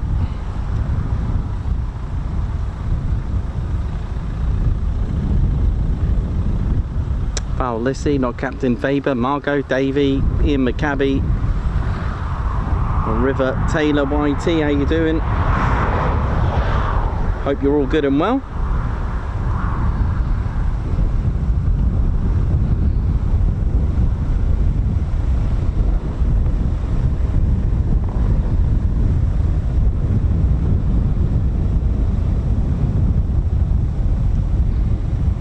Ba-da-ba-ba. So we're staying positive for a little bit. We'll just see if we can catch anything else. I think I know what's happening. I think the NOTAM is quite late today, so I'm wondering if it's just open and we'll join Coningsby because Coningsby are night flying this week. So I'm wondering, because I was a bit surprised actually that Marham was not on, shall we say, either lates or nights, but I think it's open for quite late today, so that might explain it. So the two that we've seen, this happened before, didn't it? We had two and then a massive wait, and I think it's to join with Coningsby. I mean, it's just all guesswork, this is, right? We don't really know anything unless you actually work on the station, of course, but yeah, that's just my guess. I think the next movements might not be till late, because if they are training with Coningsby, I mean, that's just assumption, man, do you know what I mean? But I think we had this before, but hey, we've seen something, and we had two vertical landings, and they were pretty cool because they were both in view at the same time, so that worked out quite well.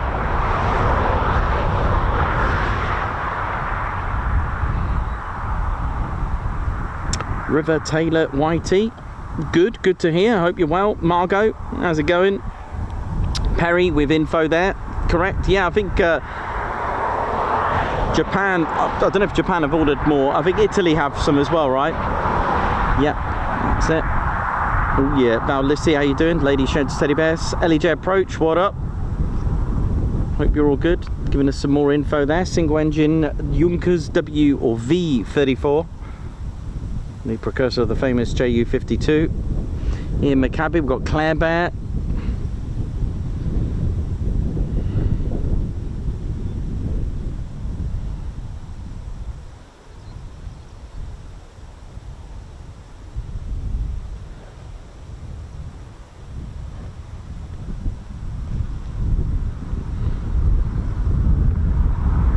Lunch was good, oi oi.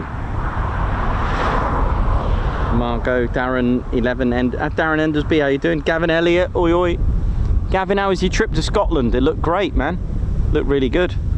I'm assuming you're back, and you also got to visit the salmon ladder.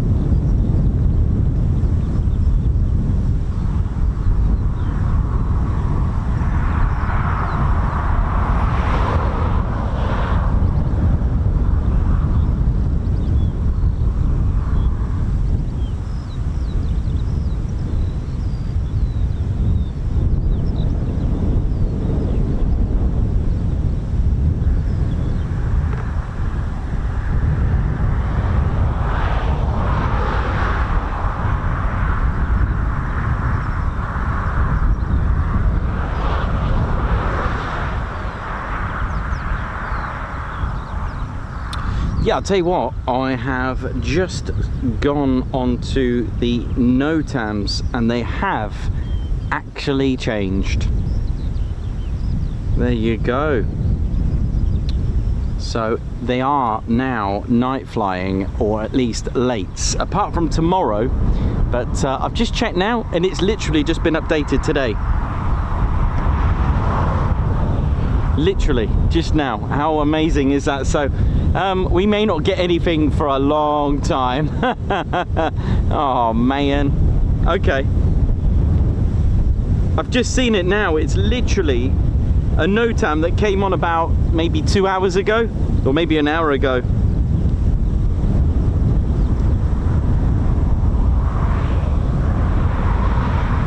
I was wondering because with Coningsby on nights, I'm not saying they're always on nights together, but yeah, I've just seen now that there's a new NOTAM that was issued about an hour ago.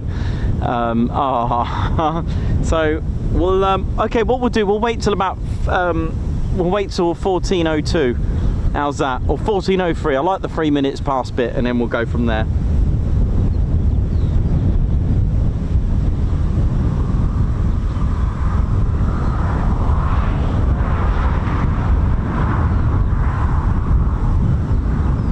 Val Lissy, how you doing? Thank you very much. Alex Raven, how you doing? Oi to you.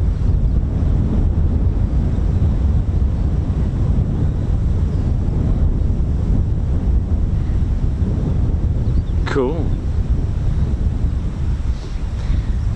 Yeah, so we may be getting nothing, who knows, but unfortunately that's the way it works. You take that luck, and there's been a reissue of the NOTAMs today, so that's a bit of a shame, but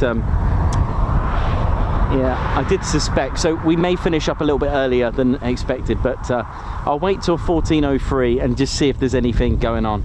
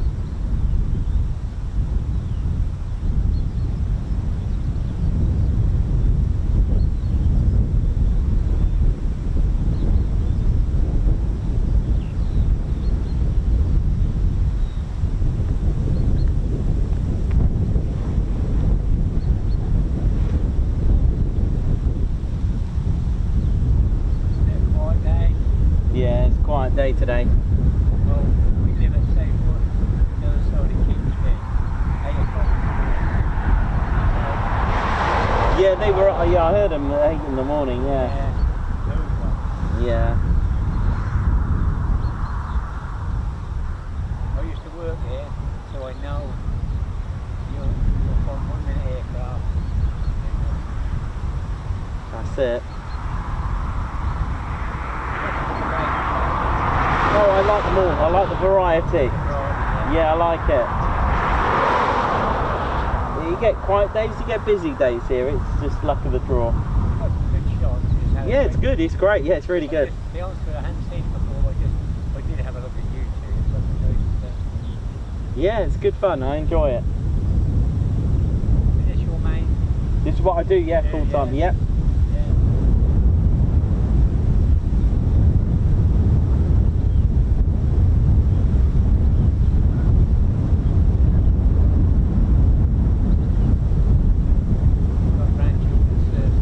Oh right, wow, that's good. Oh, nice one. Oh, that's really good. What do they do? One's in the RAF. Oh right, cool. No one's in the army. Right, nice. And all the things Bob Oh wow. we couldn't believe it when he's sick. All engineers Bob was Oh wow. Amazing. Somebody's got to do it, but Yeah, EOD, someone's got to do it. well, he's lovely and they're all lovely the team. There's sort of like 7 of them. But there's one man who actually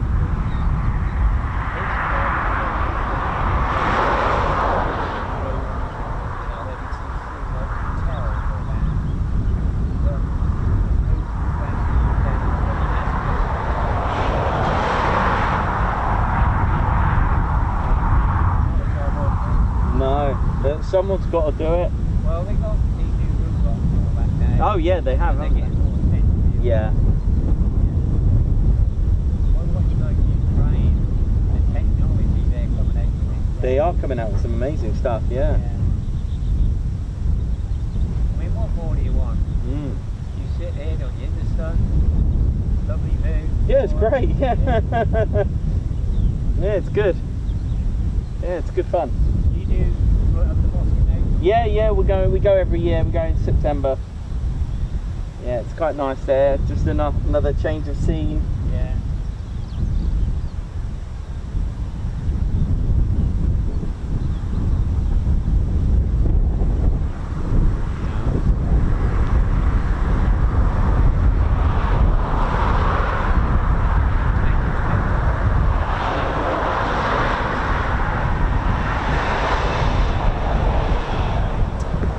Right, I shall have a cup of tea. Yeah, they're going to head up now. Oh, okay. Well, have a good one. Thank you.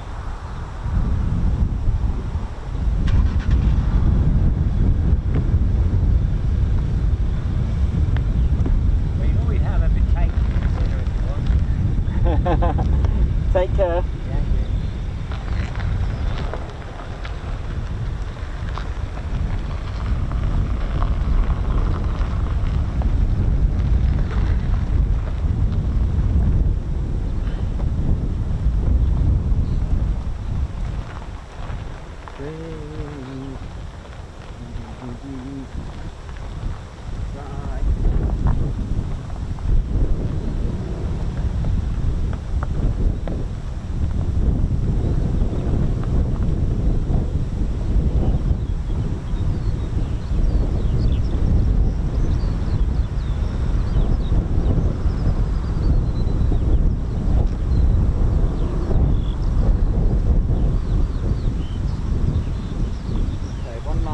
And then maybe we need to call it a day.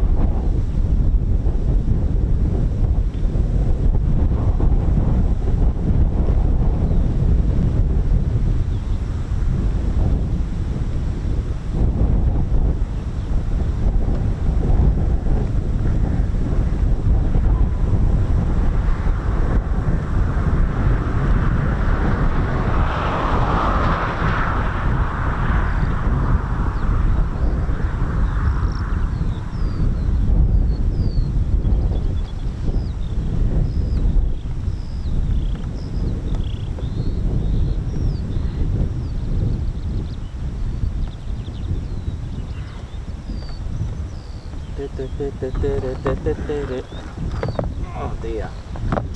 Well, that was a shame about the NOTAMs, wasn't it? That was unexpected. Never mind. I normally do my research, you know how it is. But, yeah.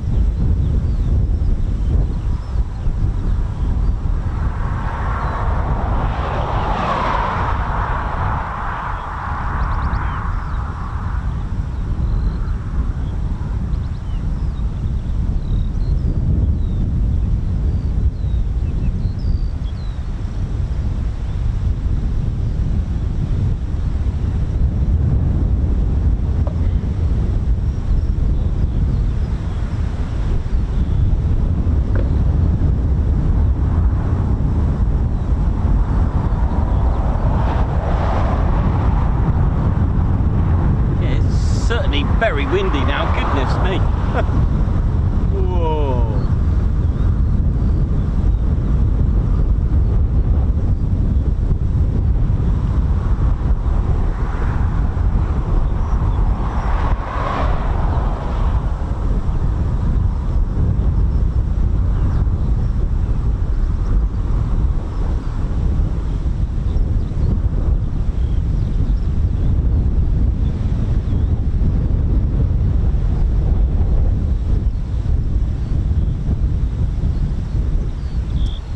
dear. That's a shame about today then. Oh well, maybe we'll finish up a little bit early.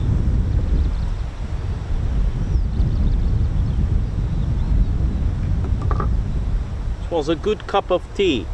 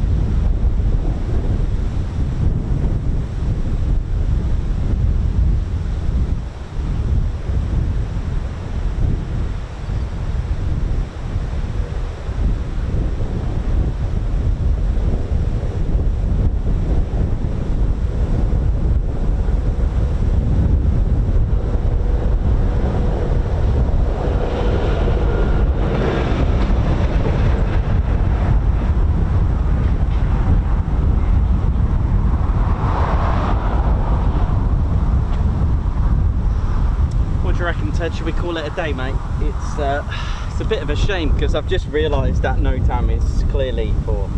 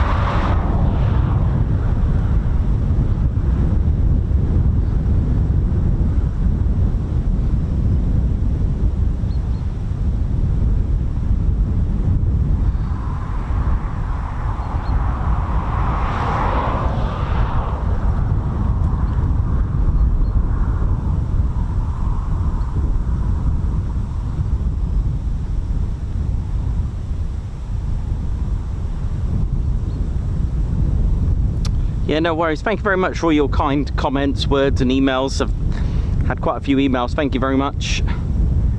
I will be fine. I will be okay. Thank you though. Wigglesway, how you doing? Christopher Neal, what up? In the Bundesliga of tea. I know. It's all good, isn't it?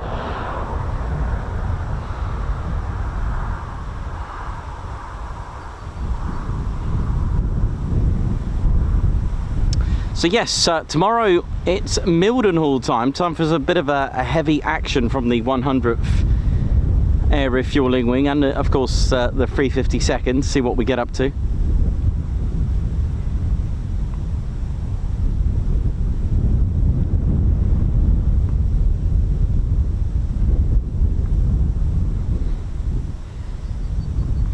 Yeah, so my prediction, this is just my prediction, until Coningsby depart, I don't think we'll get anything here at the moment.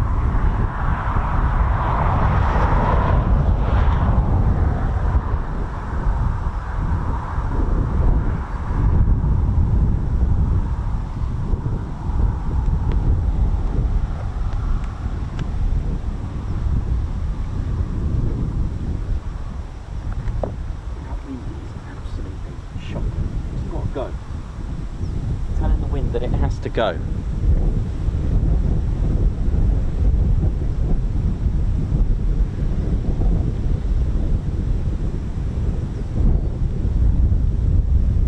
Yeah, I'm looking forward to Mildenhall though tomorrow.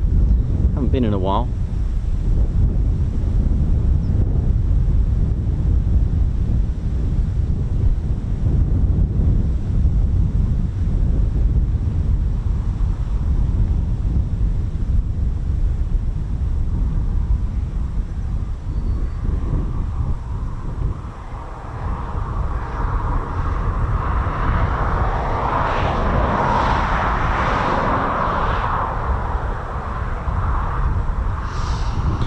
Yeah, Ted, let's let me just put my radio on a minute. It's just flipped, and then we'll think about calling it a day.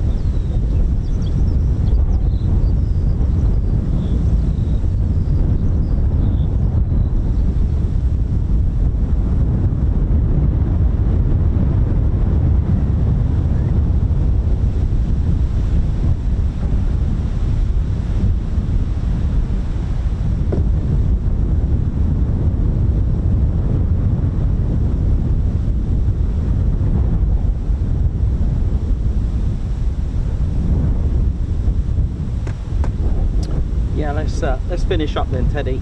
That'll do. Gave it a shot.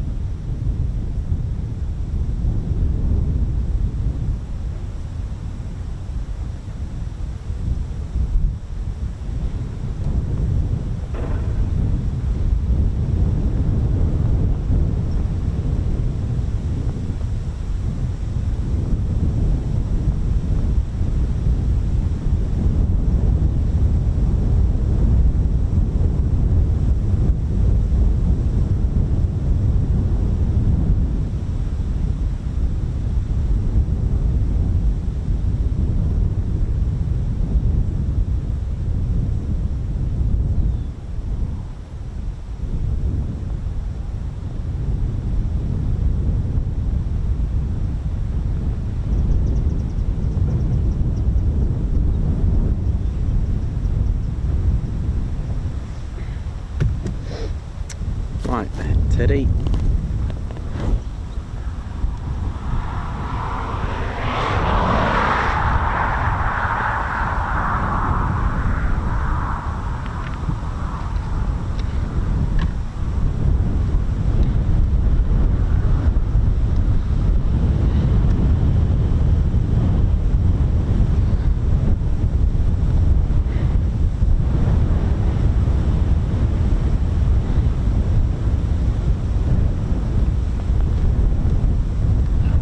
Probably tell how windy it is. Look at Teddy's RAFN sign. Look at it.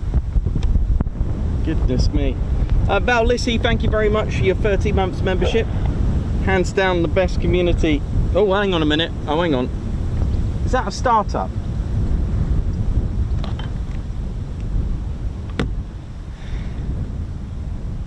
I think I can actually hear a startup. Hang on a minute. Val Lissy, thank you very much for your 30 months membership. Hands down the best community. Oi to all. Thank you very much for that. Bounce, bounce, bounce. Just give me 1 second. I think there's actually a startup.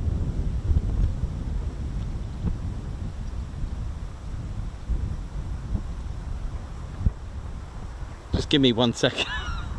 It's always the way. Just before we go, it's the spotter's luck. Otherwise we just stay here then. I thought I heard a startup, believe it or not. Well, actually you can believe it because that's just the way it happens, isn't it?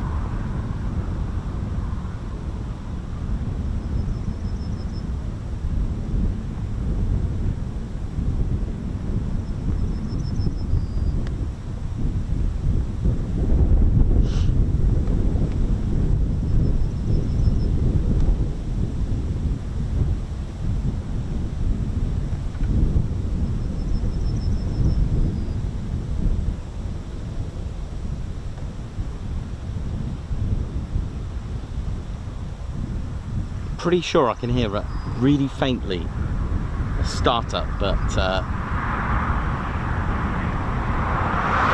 it's just the wind direction today. It's not on our favour. It's sort of north, sort of northwest, which it's not great. If it was from the south, we might be able to pick it up a little bit.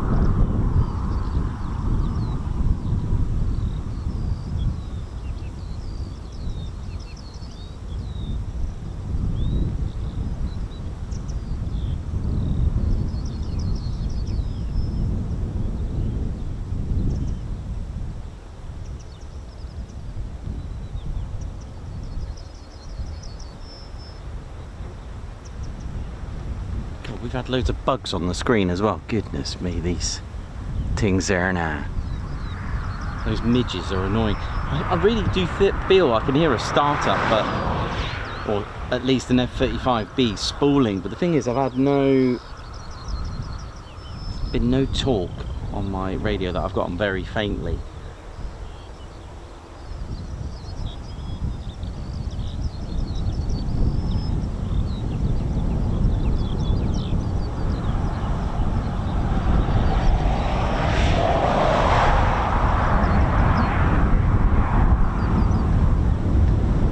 Breeze is so nice, by the way.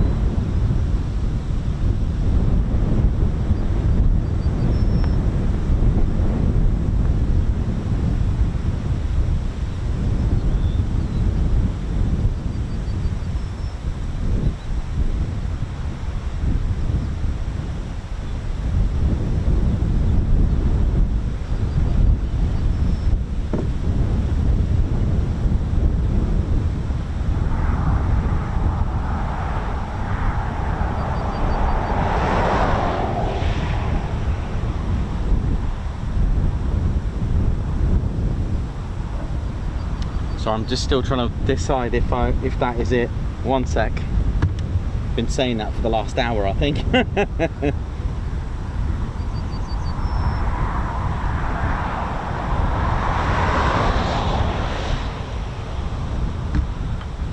It's quite frustrating that I can't actually hear the engines from here.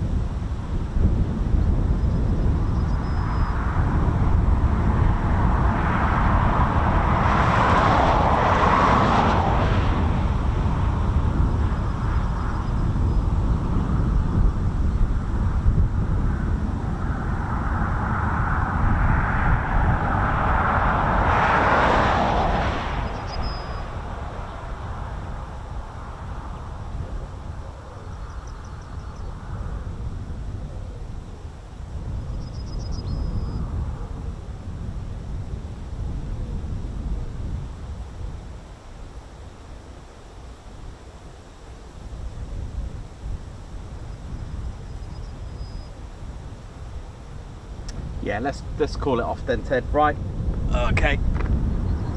Right, well, thank you very much, Lady Shenty Teddy Bears. We tried. It's a bit of a shame. Literally, just that NOTAM came on about well, about 12ish. Otherwise, maybe today I would have sort of changed plan. But hey, that's the way it is. No worries. I hope you're all well. What time? Yeah, 30. That's fine. I'll be home at a reasonable time. But no worries, less traffic. But anyway, we got 2 vertical landings, which was great, wasn't it? So we got to see vertical landings, so that was good. And a Merlin as well from the Royal Navy. But hey, that's the way it is. That's military aviation. Mind you, we've had worse than this before. I know, right? Amazing. Hope you've enjoyed it anyway. RAF Marham, thank you very much, and we'll see you soon. And to all our members and viewers, thank you so much for tuning in today and supporting us. So thank you very much. My name's Nikos. I've been your cameraman, historian and commentator. This is Squadron Leader Ted Coningsby. You've been watching the Ted Coningsby channel live here at RAF Marham. So for the last time for today, see you soon. Wish you well. See ya. Ted, quick mate, you're going to turn into a little kite. God, it's really windy though. Hit the button, Teddy, hit the button.